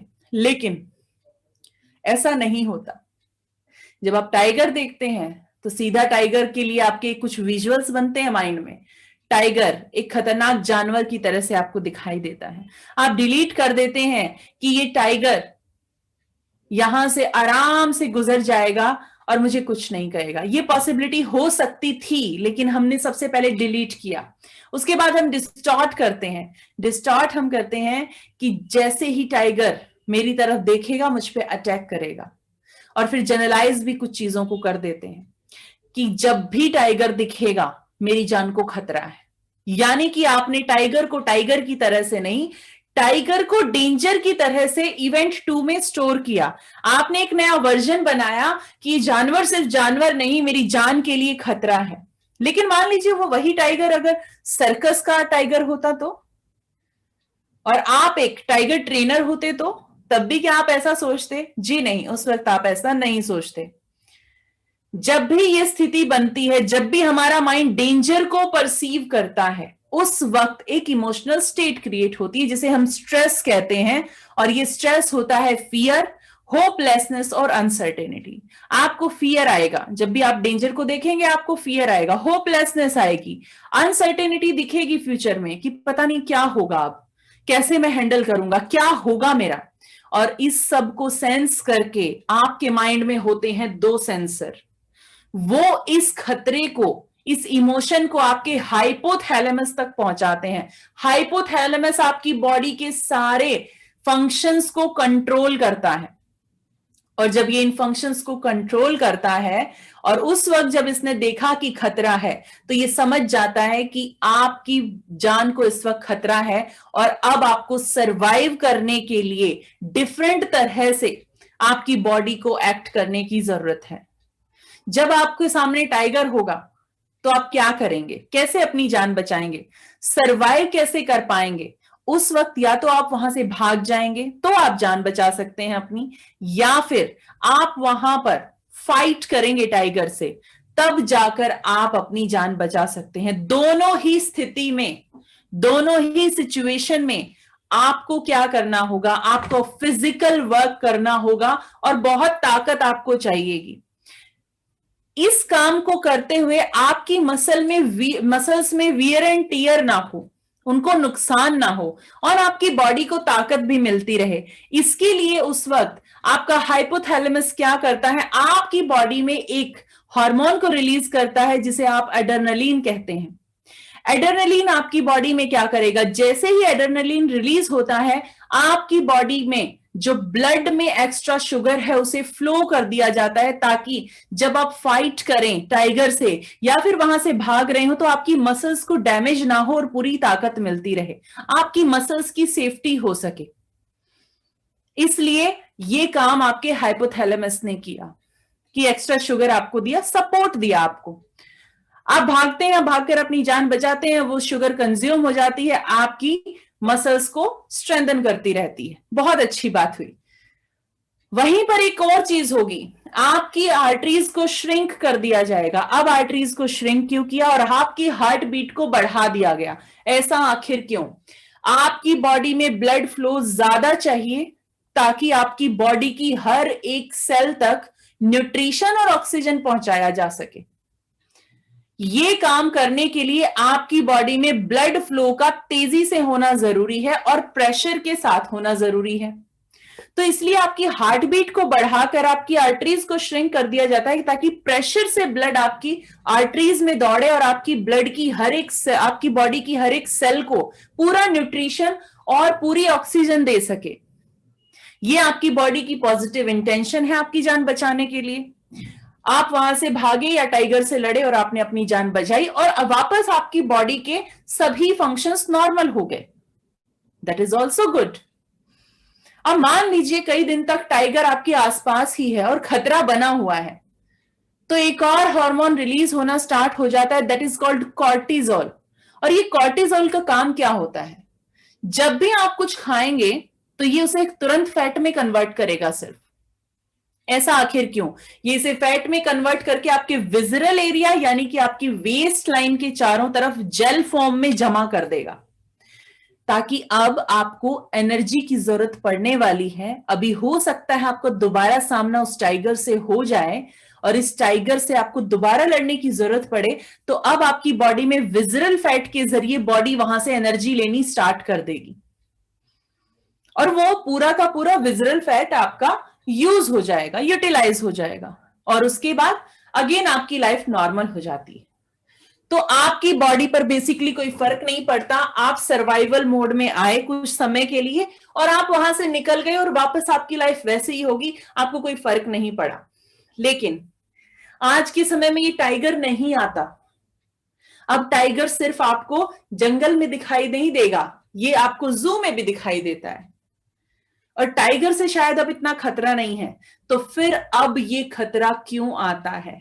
अब ये खतरा इसलिए आता है कि जब भी हमें स्ट्रेस होता है, हमें फ्यूचर की अनसर्टेनिटी नजर आती है, हमें किसी रिश्ते में इनसिक्योरिटी होती है, हमारा हार्ट ब्रेक होता है, तो आगे हमारा फ्यूचर हमें डार्कनेस में नजर आता है, होपलेसनेस हो जाती है, पैनिक हो जाते हैं, हम किसी पर इतने डिपेंड हो जाते हैं और उसकी तरफ से अगर वैलिडेशन नहीं मिलता तो हम परेशान हो जाते हैं कि मेरी आखिर लाइफ है ही क्यों। और इन सभी इमोशंस के चलते same kind of danger, same kind of stress आपकी बॉडी वहां पर फील करती है जो उस टाइगर की वजह से करती थी। तो जब अब फील सेम करती है तो आपकी बॉडी में फंक्शंस भी लगातार वही होंगे जो ये फील कर रही थी, यानी कि अगेन आपके एमिगडाले वहां पर भेजेंगे कि इस इंसान को स्ट्रेस है, डेंजर में है, ये इसे लाइफ में फियर, होपलेसनेस और अनसर्टेनिटी दिखाई दे रही है, आप इसको सर्वाइवल मोड पर डाल दो। हाइपोथैलेमस अगेन एड्रेनलिन रिलीज करेगा, शुगर बढ़ाएगा, आर्टरीज को श्रिंक करेगा, आपके बीपी को हाई करेगा और आपके विजरल फैट को जमा करना स्टार्ट कर देगा। और अब जब आप स्ट्रेस में होते हैं, आजकल हम उतने बड़े घरों में शायद नहीं रहते जितने पहले रहा करते थे, हमारी मसल एक्टिविटीज भी कम हो चुकी हैं और अब वो जो शुगर है, जब वो दौड़ने से, भागने से ठीक हो जाता था, सेटल हो जाता था, मसल्स के लिए यूज हो जाता था, जो टाइगर से बचकर भागने के लिए यूज करते थे आप, अब वो काम नहीं होता।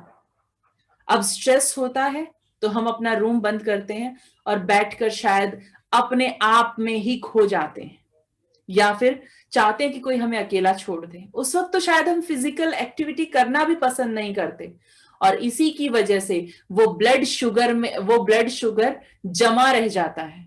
आपकी हार्ट बीट वापस नॉर्मल नहीं हो पाती, क्योंकि जिस फंक्शन के लिए आपको ये चीज दी गई थी वो तो नॉर्मल हो नहीं रहा, और स्ट्रेस लगातार बना हुआ है, तो हार्ट बीट बढ़ी रहेगी और आर्टरी श्रिंक रहेंगी और बीपी बढ़ता रहेगा, और विजरल फैट लगातार जमा होता रहेगा, क्योंकि टाइगर तो अभी आसपास ही है, यानी कि जो स्ट्रेस है उसने अब तक आपको छोड़ा नहीं है, तो ये विजरल फैट लगातार बनता रहेगा। आप कुछ भी खाएंगे तो वो कन्वर्ट होता रहेगा फैट में, और इस तरह से ओबेसिटी, बीपी, हाइपरटेंशन और डायबिटीज ये आपको घेर कर रखते हैं, और इनसे चाहकर भी पीछा नहीं छुड़ा सकते। और जब आप डॉक्टर के पास जाते हैं तो वो कहते हैं अब इनको आपको मेंटेन करना होगा, क्योंकि वो भी जानते हैं प्रॉब्लम बॉडी में है ही नहीं, प्रॉब्लम तो सारी माइंड की है। और वो एक बात और कहते हैं आपसे, स्ट्रेस जरा कम लिया करो, और उसके बाद स्ट्रेस कम लिया करो यानी कि स्ट्रेस लेना तो बहुत जरूरी है, थोड़ा कम ले लीजिएगा ताकि दवाई थोड़ी सी कम रहे, फायदा आपका भी रहे, फायदा हमारा भी रहे। क्योंकि पूरी तरह से इसे मिटाने का तरीका शायद उन्होंने आपको नहीं बताया, लेकिन हाँ वो ये जरूर कहते हैं थोड़ी वॉक कीजिए तो बीपी नॉर्मल हो जाएगा। अब ये वॉक से बीपी का लेना देना क्या है? ये वही है, जब आप फाइट या फ्लाइट मोड को यूज करते थे तो आपकी मसल्स की एनर्जी यूज हो जाती थी, ब्लड फ्लो यूज हो जाता था, और आपके शुगर और बीपी दोनों सही आ जाते हैं। या तो आपको जब भी फियर हो, होपलेसनेस हो, अनसर्टेनिटी हो, तो आप खूब फिजिकल एक्टिविटी करें और अपने इन बॉडी पैटर्न्स को सही कर लें। यानी कि अगर आपको ये इमोशन आ रहा है तो लगभग हर रोज आपको 5 से 6 किलोमीटर दौड़ना चाहिए और अच्छा फिजिकल वर्कआउट करना चाहिए, तब तो आपका स्ट्रेस रिलीव हो जाएगा और ये सारे जितने भी फंक्शंस हैं ये हट जाएंगे। लेकिन दिन में दोबारा से स्ट्रेस आया तो क्या करेंगे आप फिर से दौड़ लगाने जाएंगे? क्या फिर से फिजिकल एक्टिविटी करेंगे? क्या फिर से जिम जाएंगे? जी नहीं, ये पॉसिबल नहीं है। तो फिर सॉल्यूशन क्या है? सॉल्यूशन सिर्फ ये है कि अपना E2 सही कर लें और उस E2 से आने वाली स्टेट को हम बेहतर बनाना सीख लें। अगर मेरी स्टेट खराब है तो उस स्टेट को सही करना मैं सीख लूं तो मेरे ये सारे इश्यूज रिजॉल्व हो जाते हैं। ये कैसे होगा इसको भी करेंगे, लेकिन इससे पहले जानेंगे कि एक और जो खास हमारी बॉडी का हिस्सा है उस पर क्या इंपैक्ट पड़ता है हमारी स्टेट का।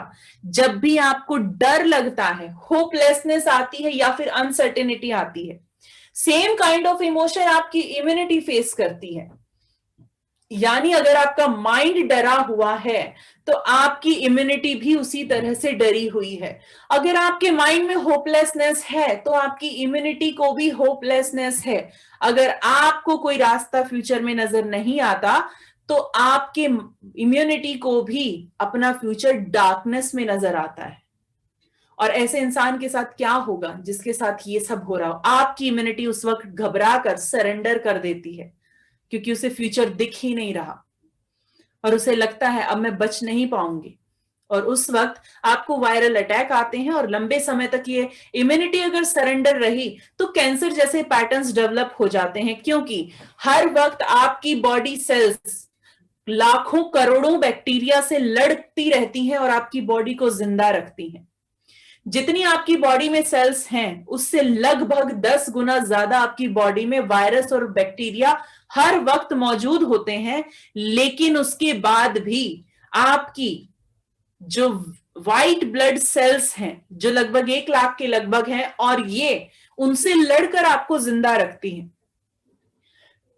लेकिन जैसे ये सरेंडर करेंगी तो ऑटोमेटिकली वो जो ऑलरेडी बैक्टीरिया या वायरस आपके पास है वही आपको बीमार करना शुरू कर देंगे, और बाहर से जो आएंगे वो अलग से।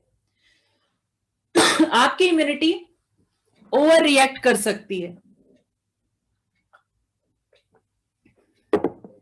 ओवर रिएक्ट अगर ये करती है तो क्या होगा? ओवर रिएक्ट ये तब करेगी जब इसे पता ही नहीं होगा मुझे करना क्या है, और ये इधर उधर अटैक करना शुरू कर देती है।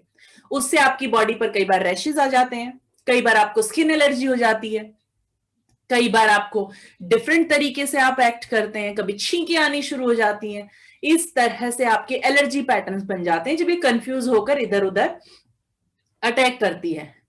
और ऑटो इम्यून डिसऑर्डर यानी कि आपके व्हाइट ब्लड सेल्स आप ही की सेल्स को मारना शुरू कर देते हैं। उन्हें नहीं पता कि किस पर अटैक करना है, उन्हें सिर्फ ये पता है कि अटैक करना है, और उस वक्त वो आप ही की बॉडी को मारना शुरू करते हैं। यानी कि अगर आपको आर्थराइटिस जैसा इशू है तो आपकी नीज पर या आपके जॉइंट्स पर अटैक करती है आपकी इम्यूनिटी। अगर आपको कोई स्किन का ऑटो इम्यून डिसऑर्डर है, सिरोसिस की तरह से, तो आपकी स्किन के सेल्स को मारना शुरू कर देती है। एलोपीसिया में आपके बालों की जड़ों पर अटैक करती है। यानी आपकी इम्यूनिटी रिफ्लेक्शन है आपके स्टेट ऑफ माइंड का। तो क्या आप समझ पाए हैं आपकी स्टेट ऑफ माइंड कितना इंपॉर्टेंट रोल प्ले करती है आपकी लाइफ में? चैट बॉक्स में लिखकर बताएंगे क्या आपने अब तक समझा कि आपकी बॉडी को जिंदा रहने के लिए स्टेट ऑफ माइंड को सही रखना कितना जरूरी है। जी बताएं please. Very good, yes, okay, means you are able to connect कि आपका स्टेट ऑफ माइंड सही रहना कितना जरूरी है। दैट्स ग्रेट, बहुत बढ़िया। अभी आगे चलते हैं कि आखिर कैसे मैं अपनी बॉडी को हेल्दी रखूं और अपने माइंड को पावरफुल रख पाऊं। ये कैसे होगा? ये जब आप अपने E2 को सही करना सीखेंगे और अपने स्टेट ऑफ माइंड को एक स्टेट से दूसरी स्टेट में लेकर जाना समझ पाएंगे, तभी आप इसे कर पाएंगे। इसके लिए मुझे क्या करना होगा? इसके लिए आपको इन 10 पॉइंट्स पे ध्यान देना होगा जब आप अपनी लाइफ में हेल्दी बॉडी और हेल्दी पैटर्न्स को इम्प्लांट करना चाहेंगे। सबसे पहले तो जो आपका पास्ट है उससे आपको पीछा छुड़ाना है। हमारा पास्ट गुजरे हुए सालों हो गए हैं, लेकिन उसके बाद भी आज भी वो मेमोरी मेरे माइंड में ताजा है। आज भी लगता है जैसे कल ही की बात हो, और हर रोज कितने भी साल गुजर जाएं, हर रोज यही लगेगा कि जैसे अभी बीता है। इतनी स्ट्रांग है कुछ मेमोरीज। इन पेनफुल मेमोरीज को आपको हटाना आना चाहिए। उसके बाद आपको अपने प्रेजेंट इश्यूज को हील करना आना चाहिए। आपको अपने फ्यूचर की इनसिक्योरिटीज को हटाना आना चाहिए। जो फ्यूचर अंधकार में दिखाई देता है उसे आपको सही करना आना चाहिए। उस नए फ्यूचर की तस्वीर क्या कभी आपने देखी है? क्या बताया अपने माइंड को कि मेरा फ्यूचर ये है? अपनी इनर सेल्फ इमेज यानी कि खुद को आप किस तरह से देखते हैं अपनी नजरों में, वो बहुत इंपॉर्टेंट है। उसे आपको सही करना होगा ताकि आपकी बॉडी सेल्स आपको खुद को सेल्फ लव इतना दें कि आपको एक लंबी लाइफ जीने के लिए रेडी कर दें। आपको नेगेटिव इंटरनल टॉक्स जो बार बार चलते हैं, डायलॉग जो आपके अंदर चलते हैं, उन्हें हील करना सीखना होगा। अनवांटेड विजुअल से आपको बाहर निकलना होगा। जितनी भी ये चीजें आपको लगता है कि बहुत ज्यादा आपको डिस्टर्ब करती हैं, कभी कोई विजुअल घूम जाता है आंखों के सामने, फ्लैशबैक्स आते हैं, ये सब की वजह से आपका स्टेट ऑफ माइंड खराब होता है। आपकी बॉडी में हर पल बहुत सारी सेंसेशन चलती हैं। कभी हार्ट बीट तेज हो जाती है, कभी आपको ब्लड फ्लो अनयूजुअल हो जाता है, कभी कोई पेन आ जाता है, कभी एकदम से टेम्परेचर शिफ्ट हो जाता है। तो ये सारी सेंसेशंस को आपको हैंडल करना सीखना होगा, इनको हील करना होगा। कोई फोबिया अगर आपके पास है तो आपको उसे हील करना होगा, क्योंकि फोबिया सबसे ज्यादा एंजाइटी को जन्म देता है, और एक फोबिया से कई सारे फोबिया और OCD बन जाते हैं। आपको अपने ट्रिगर्स को हटाना होगा। बहुत सारे triggers day to day life में है। कभी कुछ देखा तो खाने का मन किया, स्ट्रेस में आए तो कोई चीज खाने के लिए ट्रिगर हो गए आप। कभी किसी का चेहरा देखकर गुस्सा आने लगता है, कभी किसी को देखकर आप डीप डिप्रेशन में चले जाते हैं, कभी एक सिचुएशन बनती है तो डिप्रेशन आने लगता है, कभी एक चीज से पैनिक अटैक आ जाता है। ये सब आपके ट्रिगर्स हैं, इन्हें आपको हटाना सीखना होगा। इन हील योर इनर कॉन्फ्लिक्ट। आपके मन के अंदर हजारों ऐसे सवाल चलते रहते हैं और एक ही पॉइंट को लेकर बहुत सारी ऐसी कम्युनिकेशन चलती है अंदर ही अंदर कि ये करूं या ये करूं, कंफ्यूजन का माहौल हमेशा बना रहता है, कई बार समझ नहीं आता कि लाइफ आखिर जा कहां रही है। इसकी वजह से आपको बायपोलैरिटी और ऑटो इम्यून जैसे डिसऑर्डर का सामना करना पड़ता है, क्योंकि अगर माइंड में कंफ्यूजन है तो इम्यूनिटी भी कंफ्यूज्ड है, और अगर इम्यूनिटी कंफ्यूज्ड है तो जाहिर सी बात है उसे पता ही नहीं चलेगा कि अटैक आखिर करना किसको है। इन 10 पॉइंट्स को जब आप हील करेंगे तो आप बहुत अच्छे से एक हेल्दी बॉडी और एक हेल्दी माइंड की तरफ बढ़ पाएंगे, अपने ब्राइट फ्यूचर को देख पाएंगे।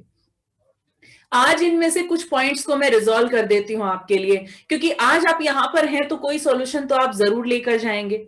आज आपको आपके फ्यूचर की इनसिक्योरिटीज हटाना अगर मैं सिखा दूं, यहां से आपकी सेल्फ इमेज को मैं बेहतर बना दूं और आपके अंदर एक ऐसा इंटरनल डायलॉग क्रिएट करा दूं जिससे आप और ज्यादा अच्छी स्थिति में रहेंगे, जब भी आप फ्यूचर के बारे में सोचें तो वो इंटरनल डायलॉग आपको सुनाई देने लगे, तो आज आपकी बहुत सारी चीजें रिजॉल्व हो जाएंगी। आज इसके लिए मेरे पास एक एक्सरसाइज है जो अभी मैं आपको कराऊंगी। इस एक्सरसाइज के लिए आपको क्या करना होगा, आपको पूरी तरह से मेरी आवाज पर फोकस करना होगा। यकीन मानिए एक बार इसे एक्सपीरियंस करेंगे तो आपको पता चलेगा कि कितनी सारी चीजें थी माइंड में जिन्हें आपको ठीक करना बहुत जरूरी है और इसे रेगुलर अगर आप करेंगे तो आपको बेनिफिट भी बहुत होने वाला है। तो इस एक्सरसाइज को एक्सपीरियंस करने के लिए सबसे जरूरी है कि आप एक तो स्ट्रेट बैठेंगे, स्ट्रेट बैठकर स्पाइन आपकी स्ट्रेट रहेगी और आप एक ऐसे स्थान पर बैठेंगे जहां आपको डिस्टरबेंस ना हो। तो आई रिक्वेस्ट यू कि आप ऐसी जगह ढूंढ लें और ढूंढ कर बैठ जाएं। अगर एक दो सिप पानी पीना चाहते हैं तो पी सकते हैं, और इसके बाद आप स्टिलनेस में रहेंगे। आप सिर्फ वही एक्ट करेंगे जो मैं आपको कहूंगी, उसके अलावा आप अपनी बॉडी को नहीं हिलाएंगे। इस एक्सरसाइज का पूरा बेनिफिट आप ले सके इसके लिए मेरी पूरी कोशिश रहेगी। सो प्लीज अभी आप आंखें बंद करके बैठें, ये मानते हुए कि आप सब लोग आराम से बैठ चुके हैं। मैं एक्सरसाइज को अब स्टार्ट करती हूं। अपनी आंखें बंद करके बैठेंगे।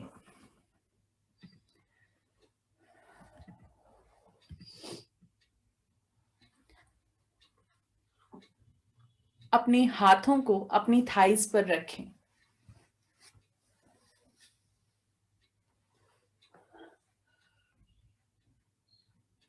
और अब आराम से अपना पूरा फोकस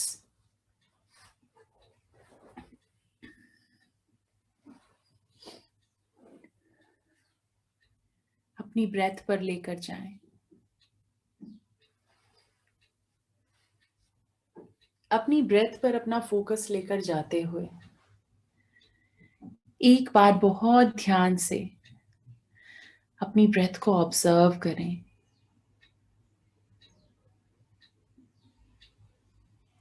अपनी सांस के अपनी बॉडी में एंटर करने से लेकर इसके अंदर जाकर बाहर आने तक पूरी तरह से इसे ऑब्जर्व करें।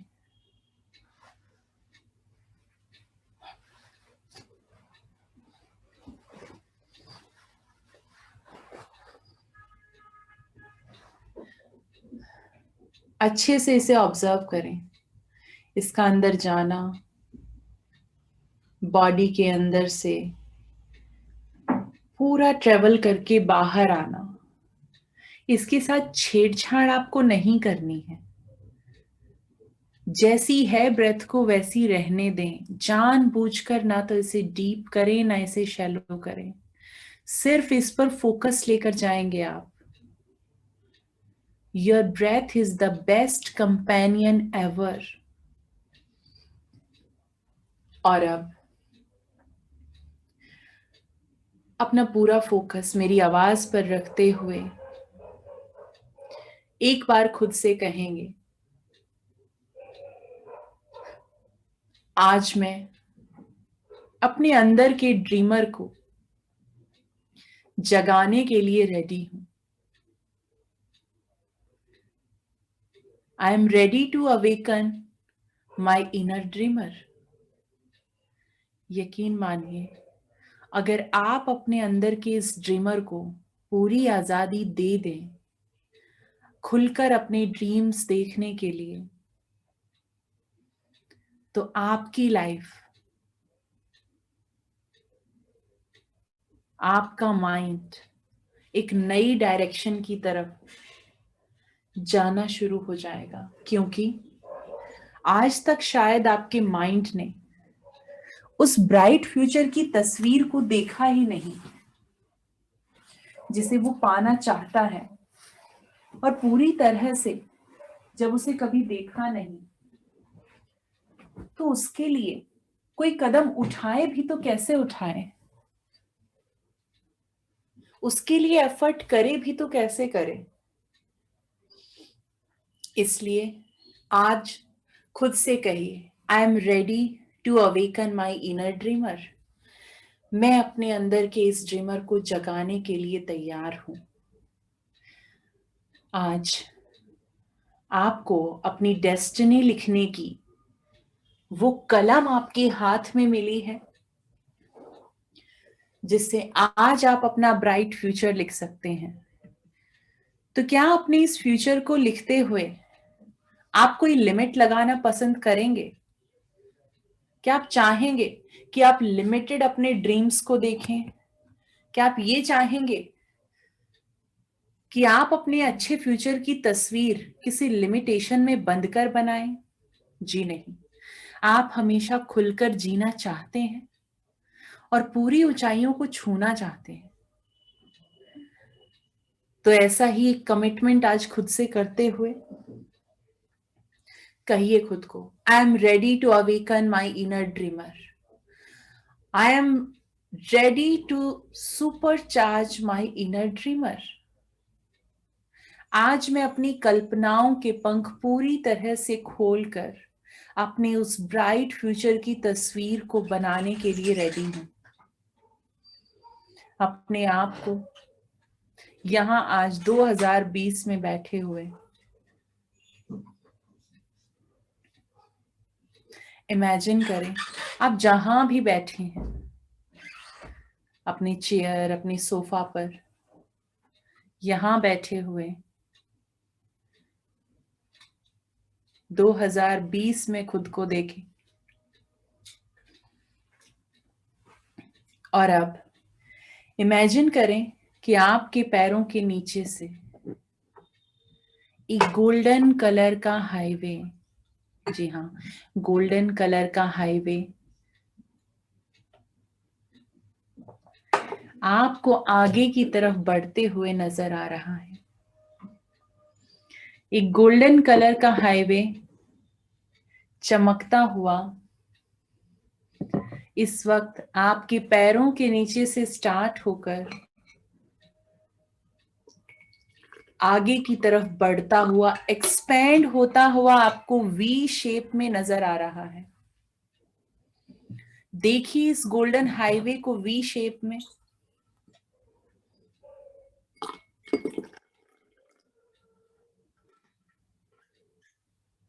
चमकता हुआ ये गोल्डन कलर का हाईवे, जानते हैं ये क्या है?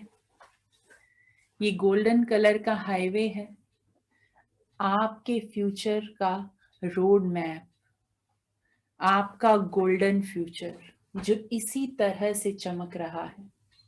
जरा गौर से देखिए, इस यूनिवर्स ने इसे लाइट से पूरी तरह से भर रखा है। हल्की हल्की धूप के साथ इस पर एक वाइट रोशनी पड़ रही है जो इस यूनिवर्स की ब्लेसिंग्स है। आपके फ्यूचर को इस यूनिवर्स ने फुल ऑफ लाइट बनाया है। इससे चमकते हुए इस गोल्डन हाईवे को ध्यान से देखिए। और अब यहां से उठकर इमेजिन कीजिए कि आप इस गोल्डन कलर के हाईवे पर एक एक कदम बढ़ाते हुए आगे चलना शुरू कर चुके हैं। यहां से आगे बढ़ते हुए बढ़ाइए एक एक कदम, एक एक कदम आगे बढ़ाते हुए धीरे धीरे खुद को देखना स्टार्ट कीजिए। खुद को देखिए सबसे पहले अपनी वॉक में आए हुए कॉन्फिडेंस को। आज अपने प्रेजेंट से जब आप आगे की तरफ अपने फ्यूचर में जा रहे हैं, तो उस वक्त अपने प्रेजेंट चैलेंजेस को रिजॉल्व करते हुए आप एक एक कदम आगे बढ़ रहे हैं। हर एक कदम के साथ आपके ये चैलेंजेस पीछे छूट रहे हैं और आप एक नए ट्रांसफॉर्म्ड इंसान की तरह आगे बढ़ रहे हैं। इसे जरा गौर से देखना स्टार्ट कीजिए। अपनी परफेक्ट वेट और बॉडी शेप में खुद को देखिए सबसे पहले। जब ये प्रेजेंट सिचुएशंस के सारे चैलेंजेस पीछे छूट चुके हैं, तो आप एक हेल्दी बॉडी के मालिक बन चुके हैं। आप खुद को आगे चलते हुए अपने आप को एक खूबसूरत सी ड्रेस में इमेजिन करें।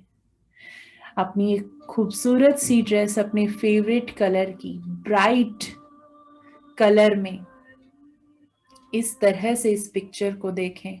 अपने परफेक्ट बॉडी शेप और बॉडी वेट के साथ आप अपने इस ब्राइट फ्यूचर के रोड पर, गोल्डन हाईवे पर आगे बढ़ते जा रहे हैं। आप जरा अपने फेस पर आए कॉन्फिडेंस को बढ़ते हुए देखिए। हर एक कदम के साथ, हर एक बढ़ता हुआ कदम आपका इस गोल्डन हाईवे पर आपको ट्रांसफॉर्म कर रहा है।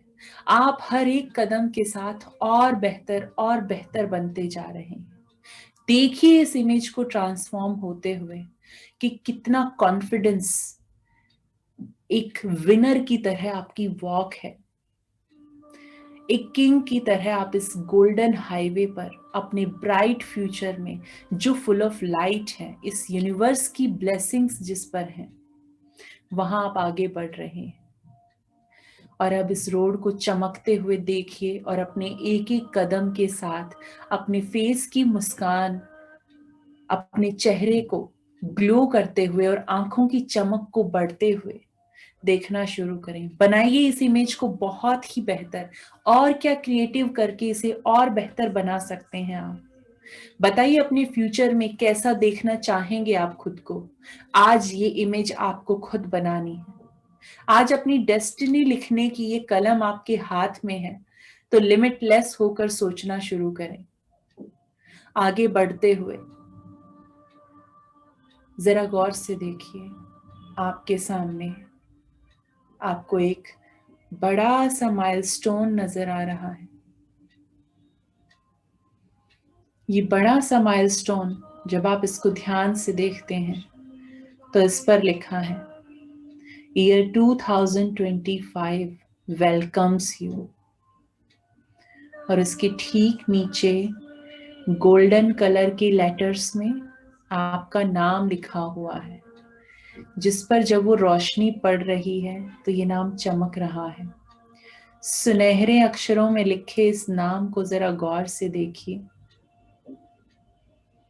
अपने नाम को पढ़कर कैसा महसूस करते हैं आप। जाइए इस माइलस्टोन के पास और वहां जाकर इस माइलस्टोन को जरा टच करके देखिए। इसका टेम्परेचर फील कीजिए, कैसा है? ठंडा है, हल्का गर्म है, या फिर न्यूट्रल है? आप देखिए ये कैसा है। इस पर पड़ती हुई हल्की हल्की धूप को आप भी महसूस कर पा रहे हैं। और एक बहुत प्यारी सी जेंटल सी ब्रीज यहाँ पर है, हवा है जो आपको छू कर निकल जाती है, जो बहुत ही प्यारा सा एहसास आपको करा रही है। और अब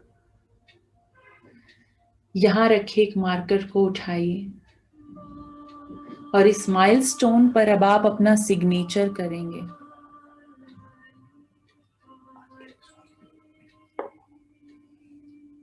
और अब आगे बढ़ते हुए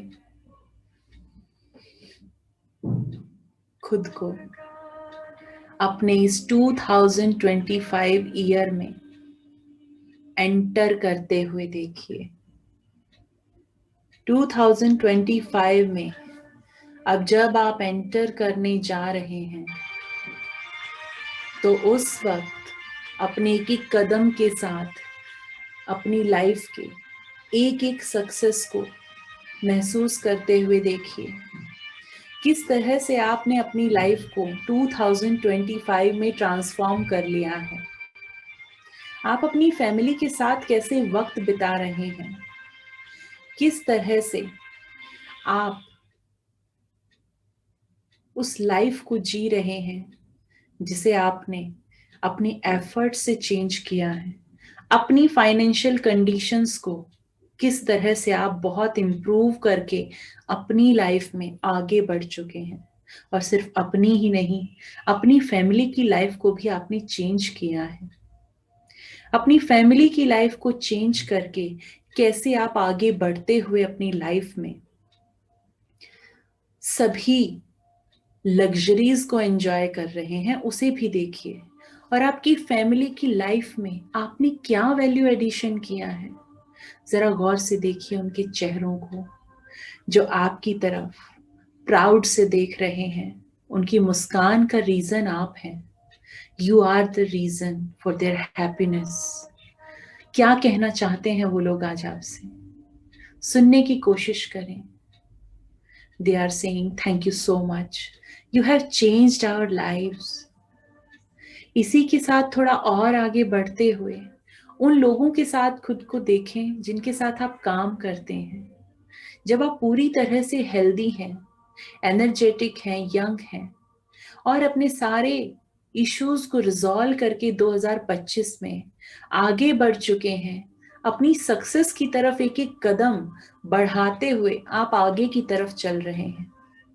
अभी भी आप इस गोल्डन रोड पर एक एक कदम जैसे जैसे आगे बढ़ाते हैं, वैसे वैसे आप अब भी हर एक कदम पर एक नए इंसान बन रहे हैं जिसकी कैपेबिलिटीज और जिसकी अबंडेंस, जिसकी सक्सेस लगातार बढ़ रही है। थोड़ा और आगे जाते हुए देखिए कैसे आपके साथ काम करने वाले लोग आपसे इंस्पायर होते हैं। क्या कहना चाहते हैं वो आपसे? वो शायद कहना चाहते हैं thank you so much, you are the inspiration, we learned a lot from you, you are such a great personality. Thank you so much for being in our lives. उनके चेहरों पर उन भावों को देखिए जो आपके लिए आए हैं।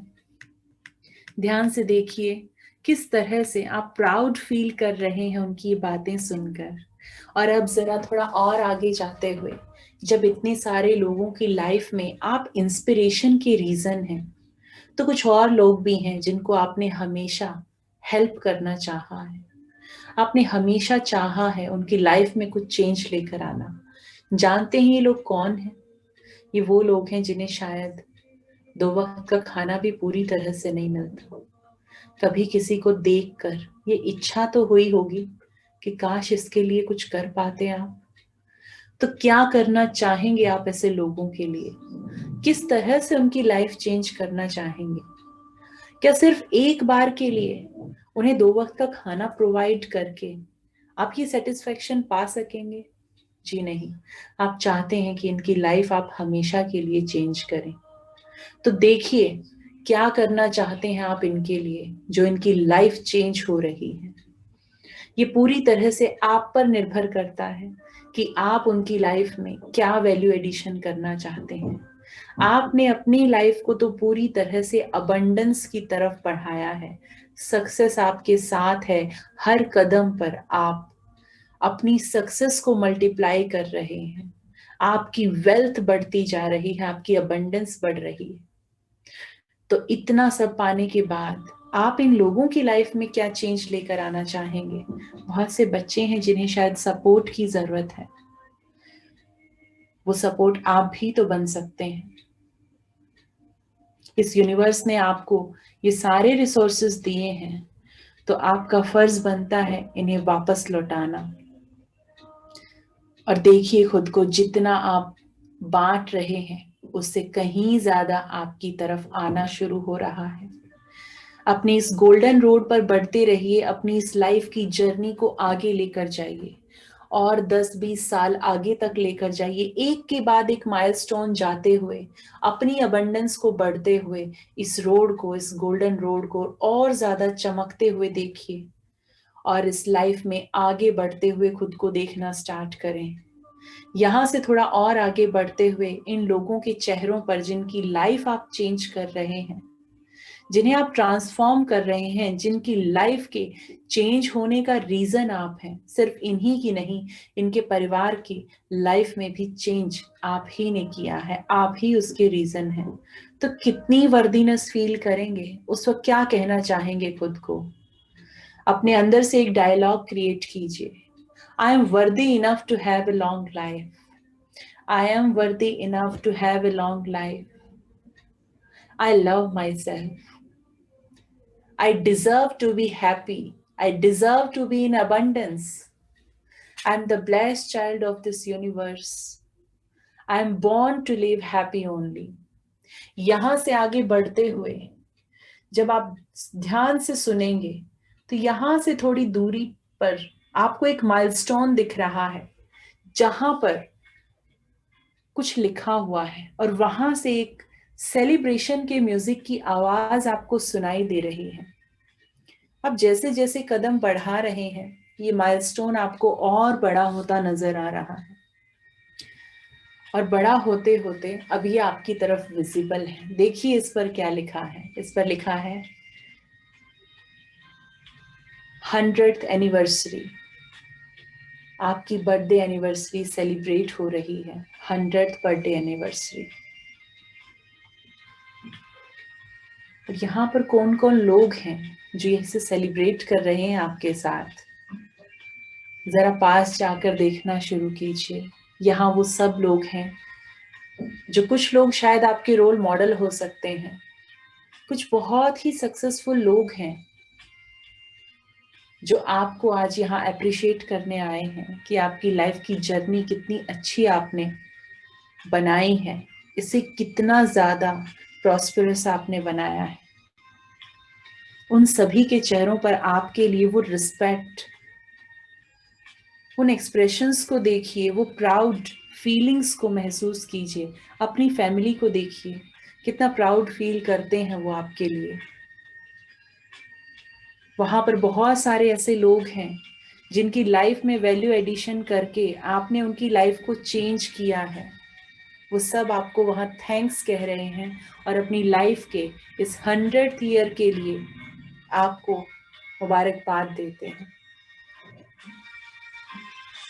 इस म्यूजिक को एंजॉय करते हुए सेलिब्रेशन में शामिल हो जाइए, और यहाँ उन सबके चेहरों को जरा गौर से देखना स्टार्ट करें।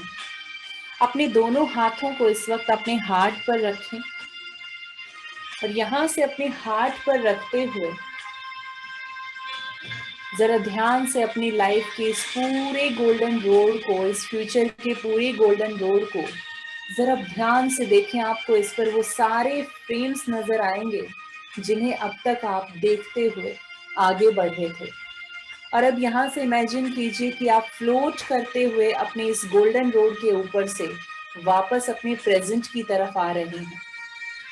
वहां से स्टार्ट करके जब आप वापस आ रहे हैं तो आपके हार्ट से ये बहुत अच्छी सी फीलिंग्स, जो आप वर्दीनेस की फीलिंग्स हैं, हेल्दी रहने की फीलिंग्स हैं, ये जो सेल्फ लव है, ये जो डिजर्विंग फीलिंग्स हैं, ये आपके हार्ट से पिंक कलर के रूप में स्प्रेड हो रही हैं आपकी बॉडी में।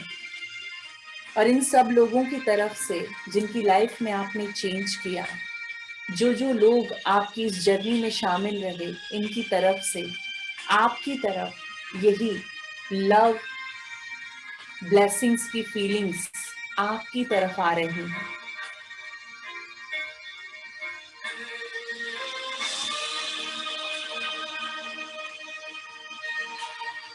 वापस आइए फ्लोट करते हुए धीरे धीरे अपने प्रेजेंट में, और यहाँ प्रेजेंट में खड़े होकर यहाँ से देखिए अपनी लाइफ की इस जर्नी को।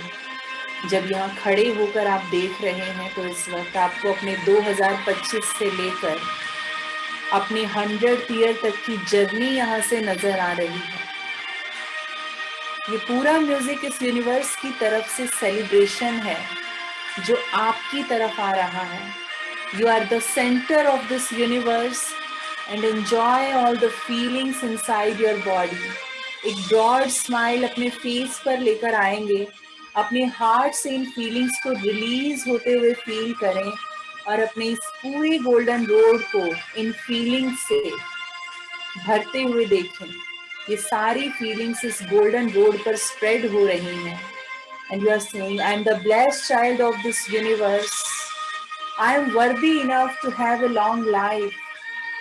Thank you so much for giving me this life, this beautiful life. Thanks a lot. I am worthy enough to have a long life. I deserve to be in abundance, abundance of love, abundance of wealth, abundance of relations, abundance of health, each and everything. I want to live happy only. I'm the favorite child of this universe. और इस universe की तरफ से अपने ऊपर एक light को गिरते हुए महसूस करें अपने फेस पर इस लाइट को जो यूनिवर्स की तरफ से आ रही है. यहाँ से अपने फ्यूचर के इस रोड को चमकते हुए आप देख पा रहे हैं और इसे चमकते हुए जब आप देख रहे हैं तो यहाँ से आगे बढ़ते हुए एक एक फ्रेम को देखिए, पूरी जर्नी को एक नज़र में ध्यान से देखिए. आपका पूरा फ्यूचर आपकी आंखों के सामने है इस वक्त and you are enjoying it. थोड़ी देर के लिए इन फीलिंग्स के साथ ही रहेंगे आप. अपनी बॉडी में इन सारी फीलिंग्स को एब्जॉर्ब करेंगे. स्लोली इन्हें सेटल होने दें अपनी बॉडी के अंदर. अगले 10 मिनट तक सिर्फ शांत होकर, स्टिल होकर एब्जॉर्ब करेंगे इन्हें.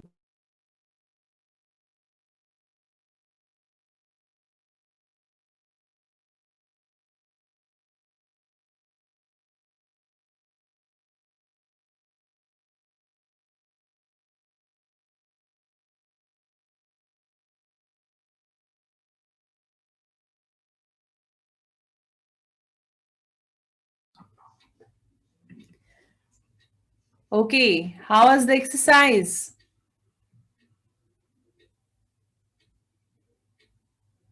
चलिए ये बताएं, उठने का मन कर रहा था वापस आने का कि नहीं? I just want to know. Chat box में लिखकर रिप्लाई करेंगे. लेट्स सी किस किसने कैसा फील किया. ओके, ग्रेट, फैबुलस, वाओ, बहुत बढ़िया, वेरी गुड, एक्सीलेंट. चलिए, क्या आप जानते हैं अभी अभी आपने क्या किया? अभी अभी आपने अपने माइंड को एक नए तरीके से अपने फ्यूचर को दिखाया और उसे बताया कि ये फ्यूचर डार्कनेस में नहीं है, ये फ्यूचर ब्राइट है, फुल ऑफ लाइट है, फुल ऑफ वर्दीनेस है, फुल ऑफ ब्लेसिंग्स है. और जब आप अपने नए फ्यूचर के फ्रेम्स इम्प्लांट करते हैं अपने माइंड में, तो आपको पता है आपकी 60 ट्रिलियन सेल्स उस ब्राइट फ्यूचर को देखती हैं और चाहती हैं कि वो वही बने, और वो जो देखती हैं वो बनती हैं. यानी जब वो जर्नी को देखती हैं कि 100th ईयर तक आपकी जर्नी जानी चाहिए, तो यकीन मानिए आपकी ये 60 ट्रिलियन सेल्स इतनी लॉयल हैं आपके लिए कि ये उसे पूरा करने पर लग जाती हैं. दे आर सो लॉयल, क्योंकि ये बनी ही है लगभग 150 साल जीने के लिए. ये और बात है कि माइंड के पैटर्न्स हमारे ऐसे हो जाते हैं कि ये 150 साल तक पहुंच नहीं पाती, बट इनके अंदर वो कैपेबिलिटी है कि ये इतनी लंबी लाइफ जी सकती.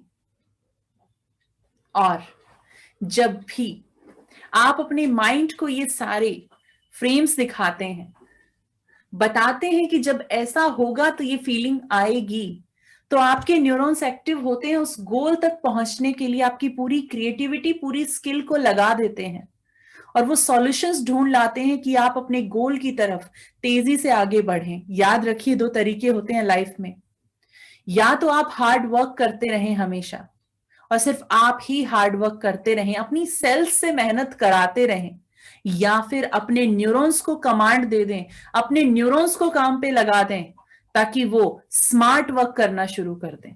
ये दो तरीके होते हैं लाइफ में सक्सेस पाने के। आप कौन सा तरीका चाहते हैं? I want to know from you. आप कौन से तरीके से अपनी लाइफ आगे लेकर जाना चाहते हैं? आप हार्ड वर्क करना चाहते हैं या स्मार्ट वर्क करना चाहते हैं? It depends on you.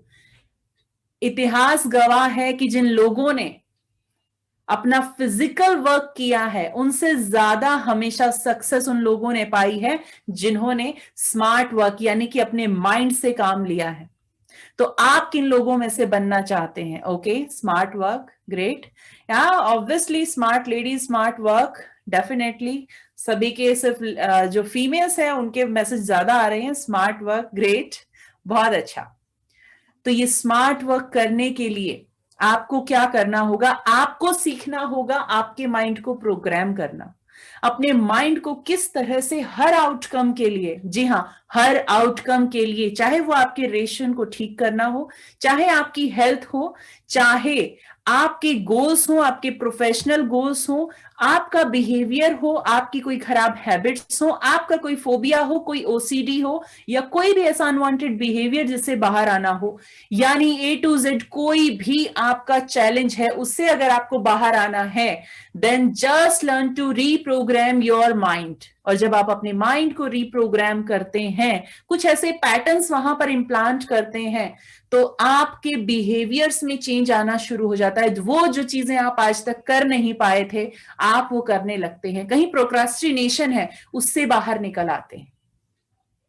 तो जानना चाहेंगे कि ये कैसे होगा? एनएलपी ऐसी टेक्निक है जिससे आप अपने माइंड को रीप्रोग्राम कर सकते हैं।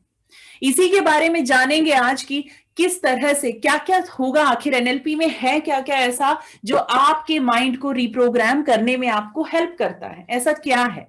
तो चलिए जानते हैं। लेकिन यहां पर सबसे पहले हम जान चुके हैं अपने माइंड को सही तरीके से समझना, जो कि पहला पॉइंट था। सर ने आपको बताया था कि यहां आज आपसे आप ये लेकर जाएंगे, अपने माइंड को सही तरीके से अंडरस्टैंड करेंगे। वो आपने सीखा कि कैसे आपका माइंड काम करता है। सेकेंड थिंग कि किस तरह से आप स्ट्रेस फ्री माइंड और हेल्दी बॉडी पा सकते हैं, वो आपने जाना कि जब स्ट्रेस फ्री आपको रहना है तो क्या क्या आपको करना होगा, वो रास्ता भी आपने जाना कि आप किस तरह से स्ट्रेस फ्री रह सकते हैं। और तीसरा, अपने आप को वेल्थ और सक्सेस के लिए किस तरह से प्रोग्राम करना है, वो भी आपने अभी एक्सरसाइज में किया। अब बारी है चौथे पॉइंट की। फोर्थ पॉइंट वाज कि जो लोग एनएलपी कोच बनने के लिए अपने आप को आगे बढ़ाना चाहते हैं, इस फील्ड में आगे आना चाहते हैं, लोगों की लाइफ में कंट्रीब्यूट करना चाहते हैं, उनके लिए यहां पर कुछ स्पेशल है। लेकिन क्या अगला पार्ट सिर्फ उन्हीं के लिए? जी नहीं, ये उन लोगों के लिए भी है जो अपनी लाइफ को ट्रांसफॉर्म करना चाहते हैं। तो जानते हैं आखिर ये क्या है। अगले 5 से 7 मिनट होंगे उन लोगों के लिए जो इस फील्ड को अपना प्रोफेशन बनाना चाहते हैं। तो किस तरह से आप एक एनएलपी कोच बनकर लोगों को हेल्प कर सकते हैं। आपको आखिर इसमें जरूरत क्या पड़ेगी? एक जर्नी पर निकलना है तो जाहिर सी बात है आपको एक बैग पैक करना होगा। तो उस बैग में आपके सामान क्या होना चाहिए? सबसे पहले आपके पास होनी चाहिए स्किल।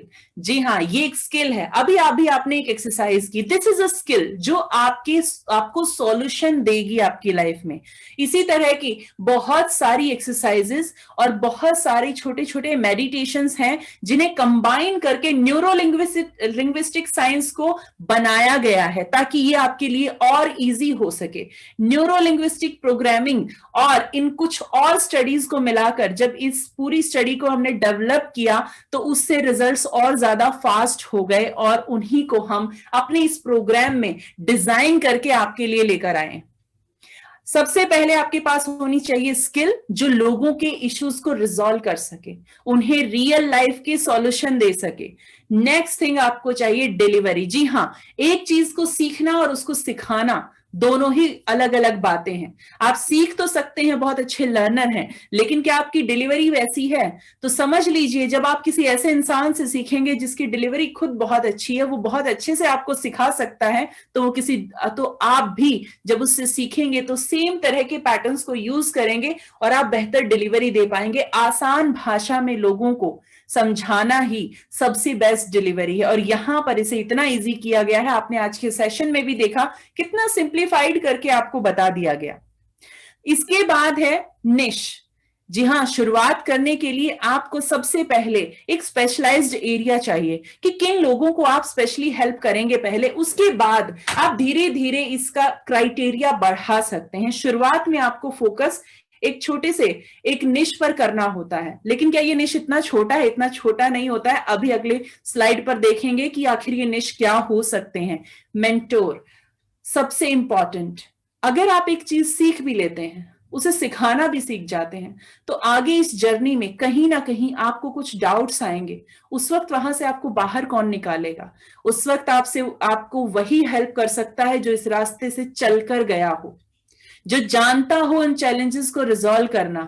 तो इसके लिए आपको चाहिए आपका एक मेंटोर जो आपके साथ रहे, समय समय पर उसकी गाइडेंस आपके साथ हो, और वो आपके चैलेंज के हिसाब से आपको सॉल्यूशन दे सके, ना कि एक जनरलाइज्ड सॉल्यूशन जो सबको एक ही दे दिया गया और सबके लिए एक साथ, ठीक है आप भी ये करो, आप भी ये करो, और सबके लिए सेम। जी नहीं, आपको सॉल्यूशन आपके लिए होना चाहिए। आपका सॉल्यूशन हर एक के लिए फिट नहीं हो सकता, क्योंकि सबके चैलेंजेस अलग हैं, सबकी सिचुएशंस अलग हैं। इसके बाद जानते हैं कि निश क्या क्या हो सकते हैं। अभी बात की थी हमने निश की, तो निश क्या क्या हो सकते हैं इस इंडस्ट्री में, ट्रेनिंग इंडस्ट्री में। सबसे इंपॉर्टेंट ये कुछ निश हैं जो आपके लिए मैं यहां पर बताने जा रही हूं आपको। Students, parents and teachers. Students को अपनी परफॉर्मेंस बेहतर करने के लिए, पेरेंट्स को बेहतर रिलेशन अपने बच्चों से बनाने के लिए, और टीचर्स को अपने कम्युनिकेशन को इफेक्टिव बनाकर, बच्चों के पैटर्न्स को समझकर उनके साथ उसी तरह से उनको सिखाने के तरीके डेवलप करने के लिए इन स्किल्स की बहुत जरूरत है। तो आप इन तीनों को ही आप हेल्प कर सकते हैं, जो कि आज सबसे ज्यादा इंपॉर्टेंट निश है यहां पर, और सबसे ज्यादा पॉपुलर भी है। लेकिन इस निश में लोग भी बहुत कम हैं इस वक्त, यानी कि इसमें बहुत ज्यादा स्कोप आपके पास है इस वक्त। अगर आप जाना चाहें इस फील्ड में तो ये बहुत ही ज्यादा सक्सेसफुल आपके लिए रहेगा। कपल्स को आप हेल्प कर सकते हैं उनके रिलेशंस को बेहतर बनाने के लिए, किस तरह से वो अपने बार बार के झगड़ों से बाहर आए, कैसे अपने रिलेशन को बेहतर बनाएं और इस लाइफ में अच्छे से आगे बढ़े। हीलर्स को आप हेल्प कर सकते हैं कि कैसे वो अपने क्लाइंट्स को, अपने पार्टिसिपेंट्स को बेटर तरीके से हैंडल करे और उनको जल्दी हीलिंग में एनएलपी उनको हेल्प कैसे करेगी उनके स्किल्स के साथ, ये आप उन्हें बता सकते हैं। स्पोर्ट्स पर्सन की फॉर्म को वापस लौटाने के लिए हेल्प करती है एनएलपी, उसके स्टेट ऑफ माइंड को चेंज करके किस तरह से वो अपनी खोई हुई फॉर्म को लौटा सकता है, इसमें आप स्पोर्ट पर्सन को हेल्प कर सकते हैं। एंटरप्रेन्योर और बिजनेस पर्सन को आप वहां पर हेल्प कर सकते हैं कि कैसे वो लोग अपने बिजनेस को आगे बढ़ा सकते हैं, अपने गोल्स को अचीव कैसे करें और बेहतर माहौल अपनी एंटरप्राइज के अंदर किस तरह से बनाकर रखें। इंडिविजुअल्स जो मेंटल और इमोशनल इश्यूज और चैलेंजेस को झेल रहे हैं और उसकी वजह से उनकी हेल्थ इंपैक्ट हो रही है, उनको आप हेल्प कर सकते हैं उन चैलेंजेस को रिजॉल्व करने के लिए। इतने सारे लोगों को जब आप हेल्प करेंगे तो उस वक्त जाहिर सी बात है आपकी ग्रोथ निश्चित है, और आप एक नोबल प्रोफेशन में रहते हुए लोगों की लाइफ में वैल्यू एडिशन भी करेंगे। आगे जानते हैं, यहां से आगे जाने के लिए जानना चाहती हूँ कौन कौन लोग एक्साइटेड हैं, यहां से क्या रिस्पांस देना चाहेंगे। अब तक आपने बहुत सारी चीजें देखी, सुनी और समझी, तो मैं जानना चाहती हूँ अब यहां से आगे मेरे साथ जो लोग इस जर्नी में आगे बढ़ना चाहते हैं उनका रिस्पांस मैं जानना चाहती हूँ। Okay, excited, interested, great, super excited, well done, great. तो चलिए आगे का जानते हैं। यहां पर एक स्पेशल प्रोग्राम है जिसमें एनएलपी की सभी स्किल्स को आपको डिलीवर किया जाएगा। आखिर वहां पर आपको क्या क्या सीखने को मिलेगा, एनएलपी के बारे में A to Z complete knowledge इस प्रोग्राम में दी जाएगी। एक स्पेशली डिजाइंड प्रोग्राम है, बहुत अच्छे से इलेबोरेटेड, और एक इस तरह से डिजाइन किया गया है कि साइंटिफिक टर्म्स को यहां पर अच्छे से यूज किया गया है ताकि आपके माइंड के पैटर्न्स को बेहतर तरीके से बदला जा सके और नए पैटर्न्स को इंप्लांट किया जा सके ताकि आपकी लाइफ के रिजल्ट्स बेहतर हो सके। तो क्या है वो टॉपिक? सबसे पहले तो आप एनएलपी के बारे में जानेंगे कि आखिर एनएलपी है क्या। आप स्टेट के बारे में जानेंगे कि कैसे ये बनती है और इसे चेंज कैसे किया जा सकता है, कैसे मैं एकदम से स्विच ऑन ऑफ करूं कि मेरी स्टेट यहां से यहां आ जाए। एक अनरिसोर्सफुल स्टेट से कैसे रिसोर्सफुल स्टेट में जंप करना है, ये आपको सीखना होगा, ये इसमें सिखाया जाएगा। सब मोडेलिटी, हर एक मेमोरी आपकी एक स्ट्रक्चर में स्टोर है। अगर इस स्ट्रक्चर को मैं जरा सा चेंज कर दूं तो आपका E2 यानी कि इंटरनल रिप्रेजेंटेशन बदल जाएगा और उससे कनेक्टेड पूरी फीलिंग भी चेंज हो जाएगी, जो आपकी स्टेट को चेंज करने में हेल्प करेगी। आखिर इतना सब सीखने के बाद एक बात तो समझ आ चुकी है कि ये स्टेट ही सबसे ज्यादा इंपॉर्टेंट है। अगर मुझे इस पर काबू पाना आ जाए तो मेरी लाइफ डिजायर्ड लाइफ और डेस्टिनी की तरफ जा सकती है। आउटकम में आप सीखेंगे कि कैसे अपने गोल्स को बेहतर बनाएं। क्या सिर्फ बिजनेस गोल हो सकते हैं? जी नहीं, आपकी लाइफ के पर्सनल गोल्स भी हो सकते हैं, वो प्रोफेशनल गोल्स भी हो सकते हैं। आपका आउटकम कुछ भी हो सकता है। आपका आउटकम हो सकता है हेल्दी रहना, या एक बेहतर रिलेशनशिप पाना, या फिर अपनी लाइफ में सक्सेस की ऊंचाइयों को छूना। तो ये सीखेंगे आप गोल मास्टरी में कि कैसे एक परफेक्ट गोल बनाया जाए, उसके लिए रिक्वायरमेंट्स क्या क्या होंगी। रेपो बिल्डिंग में आप सीखेंगे कि किस तरह से अपनी कम्युनिकेशन को ऐसा किया जाए कि अगले 1 से 1.5 मिनट में आप सामने वाले के साथ वो इन्वायरमेंट बना लें जो ट्रस्ट का हो और सामने वाला आपकी बात सुनने लगे। न्यूरोलॉजिकल लेवल अलाइनमेंट्स, एक गाड़ी भी आप खरीदते हैं तो उसके अलाइनमेंट पर कितना पैसा खर्च करते हैं, हर बार उस अलाइनमेंट को चेक कराते हैं बहुत अच्छे से। और अगर आपकी बॉडी के अंदर ये जो 80 बिलियन न्यूरॉन्स और 60 ट्रिलियन सेल्स हैं, इनका जो अलाइनमेंट है वही ठीक नहीं रहा तो आपकी लाइफ के रिजल्ट गड़बड़ हो जाते हैं, सब गड़बड़ा जाता है। कितना जरूरी है ये न्यूरोलॉजिकल लेवल अलाइनमेंट। इनका अलाइनमेंट करने के लिए टेक्निक सिखाई जाएंगी आपको NLA में। एंकरिंग, आपकी एलर्जीज और आपके ट्रिगर्स ये हैंडल करेगी एंकरिंग, जहां पर आप इन सारे अनवांटेड सिचुएशन से बाहर आ पाएंगे। रीफ्रेमिंग में सीखेंगे कि कैसे हर सिचुएशन को पॉजिटिवली देखना है, कैसे हैंडल करना है। परसेप्शन पोजीशन में आप देखेंगे कि सिर्फ अपने तरीके से आज तक दुनिया को देखते आए हैं, किसी और के नजरिए से भी एक बार देख लेते हैं, शायद हमारे रिलेशन बेहतर हो जाए। यहां पर ऐसा पॉइंट ऑफ व्यू इम्प्लांट किया जाएगा कि आप अपनी लाइफ में अपने रिलेशंस को कभी खोएंगे नहीं, हमेशा हर रिलेशंस को संजो कर रख पाएंगे। पार्ट इंटीग्रेशन में आप सीखेंगे कि किस तरह से माइंड में चलते हुए कॉन्फ्लिक्ट से छुटकारा पाना है और अपने माइंड को अलाइन करना है अपने परफेक्ट थॉट के लिए। और यहां पर आप रिजॉल्व करेंगे बाइपोलरिटी और ऑटो इम्यून डिसऑर्डर्स को भी। इसके बाद है स्ट्रेटजी और मॉडलिंग, कैसे सक्सेसफुल लोगों की स्ट्रेटजी को यूज करके आप भी वो सक्सेस पा सकते हैं, ये जानेंगे यहां पर। और सीखेंगे हिप्नोटिक लैंग्वेज में, सीखेंगे किस तरह से किसी के कॉन्शियस माइंड को बाईपास करते हुए उसके सबकॉन्शियस में अपनी बात पहुंचानी है और उसे अग्री कराना है किसी चीज के लिए। प्रिसाइज लैंग्वेज, मेटा मॉडल और मेटा प्रोग्राम में सीखेंगे लोगों के पैटर्न्स, कैसे वो बात करते हैं और कहां पहुंचना चाहते हैं, आखिर ऐसा वो करते क्यों हैं और उनका मकसद क्या है। कहीं आपको शब्दों के जाल में फंसाने की तैयारी तो नहीं हो रही, और इस जाल से कैसे बचना है, कैसे अपने आप को स्मार्ट तरीके से अपने कॉन्शियस माइंड को यूज करते हुए इन लोगों की बातों से बचना है, ये आप यहां सीखेंगे। प्रेफर्ड थिंकिंग सिस्टम यानी प्रेफर्ड थिंकिंग पैटर्न्स में आप सीखेंगे कि किस इंसान के सीखने का तरीका क्या है।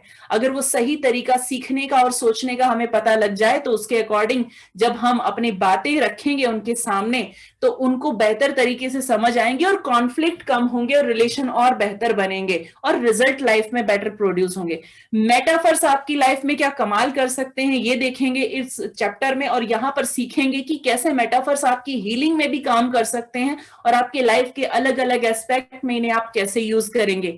अभी अभी एक छोटा सा एग्जांपल आपने देखा था टाइमलाइन एक्सरसाइज का, लेकिन ये एक पूरी 50 to 60 मिनट्स की कंप्लीट एक्सरसाइज होती है जहां सिर्फ आप अपने फ्यूचर नहीं, अपने पास्ट, प्रेजेंट और फ्यूचर को अलाइन करते हैं। जहां पास्ट आपका फ्यूचर में आके खड़ा ना हो जाए, पास्ट की चीजें आपको प्रेजेंट और फ्यूचर में परेशान नहीं करेंगी, प्रेजेंट में आप पिछली बातों को याद करके परेशान नहीं होंगे, और फ्यूचर के लिए कैसे आपके माइंड को इग्नाइट रखेंगे, ये सब आप NLP में सीखेंगे।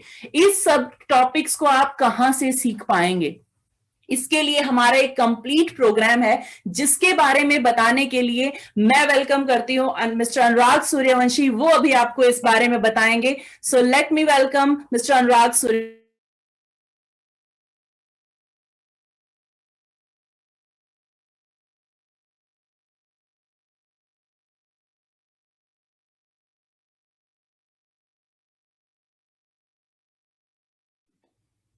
Very good afternoon once again. How are you? I hope all well.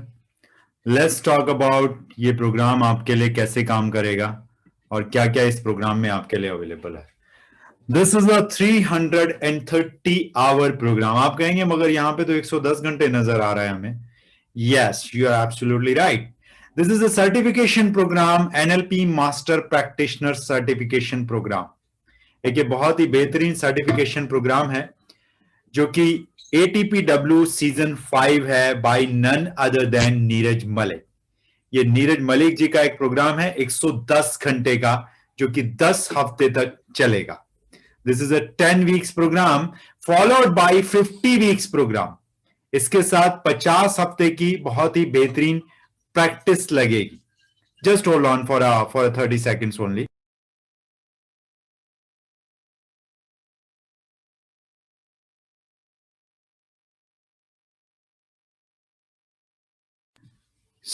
ये प्रोग्राम किस तरह से चलेगा उसके बारे में बात करते हैं.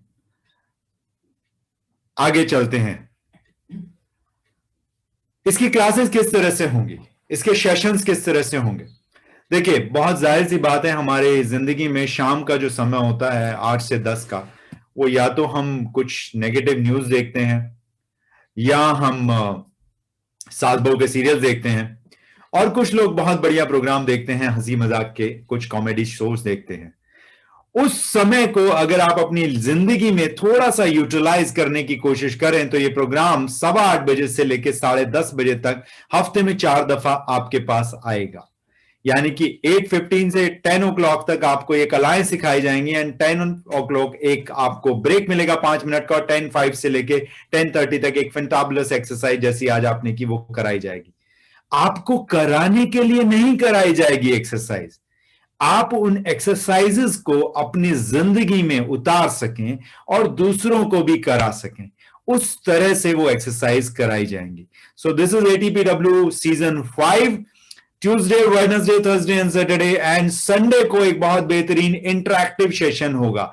ये बाकी दूसरे प्रोग्राम्स की तरह का प्रोग्राम नहीं है कि आपको वीडियो रिकॉर्डिंग्स दे दी जाएंगी या वन साइड कम्युनिकेशन होगा. वन साइड कम्युनिकेशन इस इंडस्ट्री में किसको बोलते हैं? वन साइड कम्युनिकेशन उसको बोलते हैं जब आप सामने बैठे होते हैं 100, 150, 200 की तादाद में और सिर्फ एक आदमी बोल रहा होता है. जी नहीं, this is complete interactive sessions. ये सारे के सारे सेशन इंटरैक्टिव होंगे. अब आप में से कुछ लोग कहेंगे कि अगर ये सेशंस मिस हो जाएं तो बहुत सिंपल सा तरीका है कि अगर ये सेशंस मिस हो जाएं तो हमारे वेब पोर्टल पे जाके आप किसी भी सेशंस को कितनी भी दफा दोबारा से जाके रिवाइज कर सकते हैं. जब तक ये सेशंस चलेंगे अगले 10 हफ्ते तक, उस 10 हफ्ते के अगले 20 दिन बाद भी ये सेशंस ऑनलाइन वेब पोर्टल्स पे अवेलेबल होंगे. उसके बाद क्या होगा, उसके बाद क्या सपोर्ट होगी, उसके बारे में जान लेते हैं. इस प्लेटफॉर्म के ऊपर आप ही की तरह के जहन के लोगों के साथ आपको कनेक्शन करने का मौका मिलेगा हमारे डिफरेंट प्लेटफॉर्म्स के ऊपर. एक NLP मास्टर प्रैक्टिशनर सर्टिफिकेट आपको दिया जाएगा जिसके अवेलेबल होने के बाद आप एक सर्टिफाइड NLP कोच होंगे. और तीसरा जो पॉइंट है यहां पे, इसको मैं बाद में लास्ट में एलोबरेट करूंगा कि ये क्या है. इसके साथ ही आपको 50 हफ्ते की हैंड होल्डिंग मिलेगी. इस तरह के जितने भी प्रोग्राम्स आपने अभी तक देखे होंगे ऑनलाइन लाइव प्रोग्राम्स, उनमें आपको ये जो लाइफ के लिए आगे इन कलाओं को इस्तेमाल करने के लिए आपकी जिंदगी में जो हैंड होल्डिंग होती है उसकी कहीं ना कहीं कमी होती है. तो नेक्स्ट 50 वीक्स के लिए एवरी फोर्टनाइट 1 इंटरैक्टिव सेशन और एवरी वीक 2 प्रैक्टिस सेशंस. यानी कि इन कलाओं को प्रैक्टिस करने के लिए कुछ सेशंस होंगे जिनमें आप ही आके प्रैक्टिस करेंगे खुद से एक मास्टर कोच के साथ. तो ये जो जर्नी है ये 60 हफ्ते की रहेगी. ये 220 घंटे और इसमें आपके लगेंगे. तो यानी कि अगले 60 हफ्तों में 330 घंटा आप हमारे साथ रहेंगे और मैं आपसे गुजारिश करूंगा कि अगले 60 हफ्तों में कम से कम 300 घंटे आप अपने घर पे भी इन कलाओं को इस्तेमाल करिएगा. देखिए साहब, बहुत सिंपल सी बात है कि एक महीने में लगभग 720 घंटे होते हैं और हम आपसे एक साल में आने वाले लगभग 14 महीनों में 700 घंटे मांग रहे हैं. अगर आप वाकई में इस कल्प वृक्ष से काम लेना चाहते हैं तो आपको ये 700 घंटे लगाने होंगे।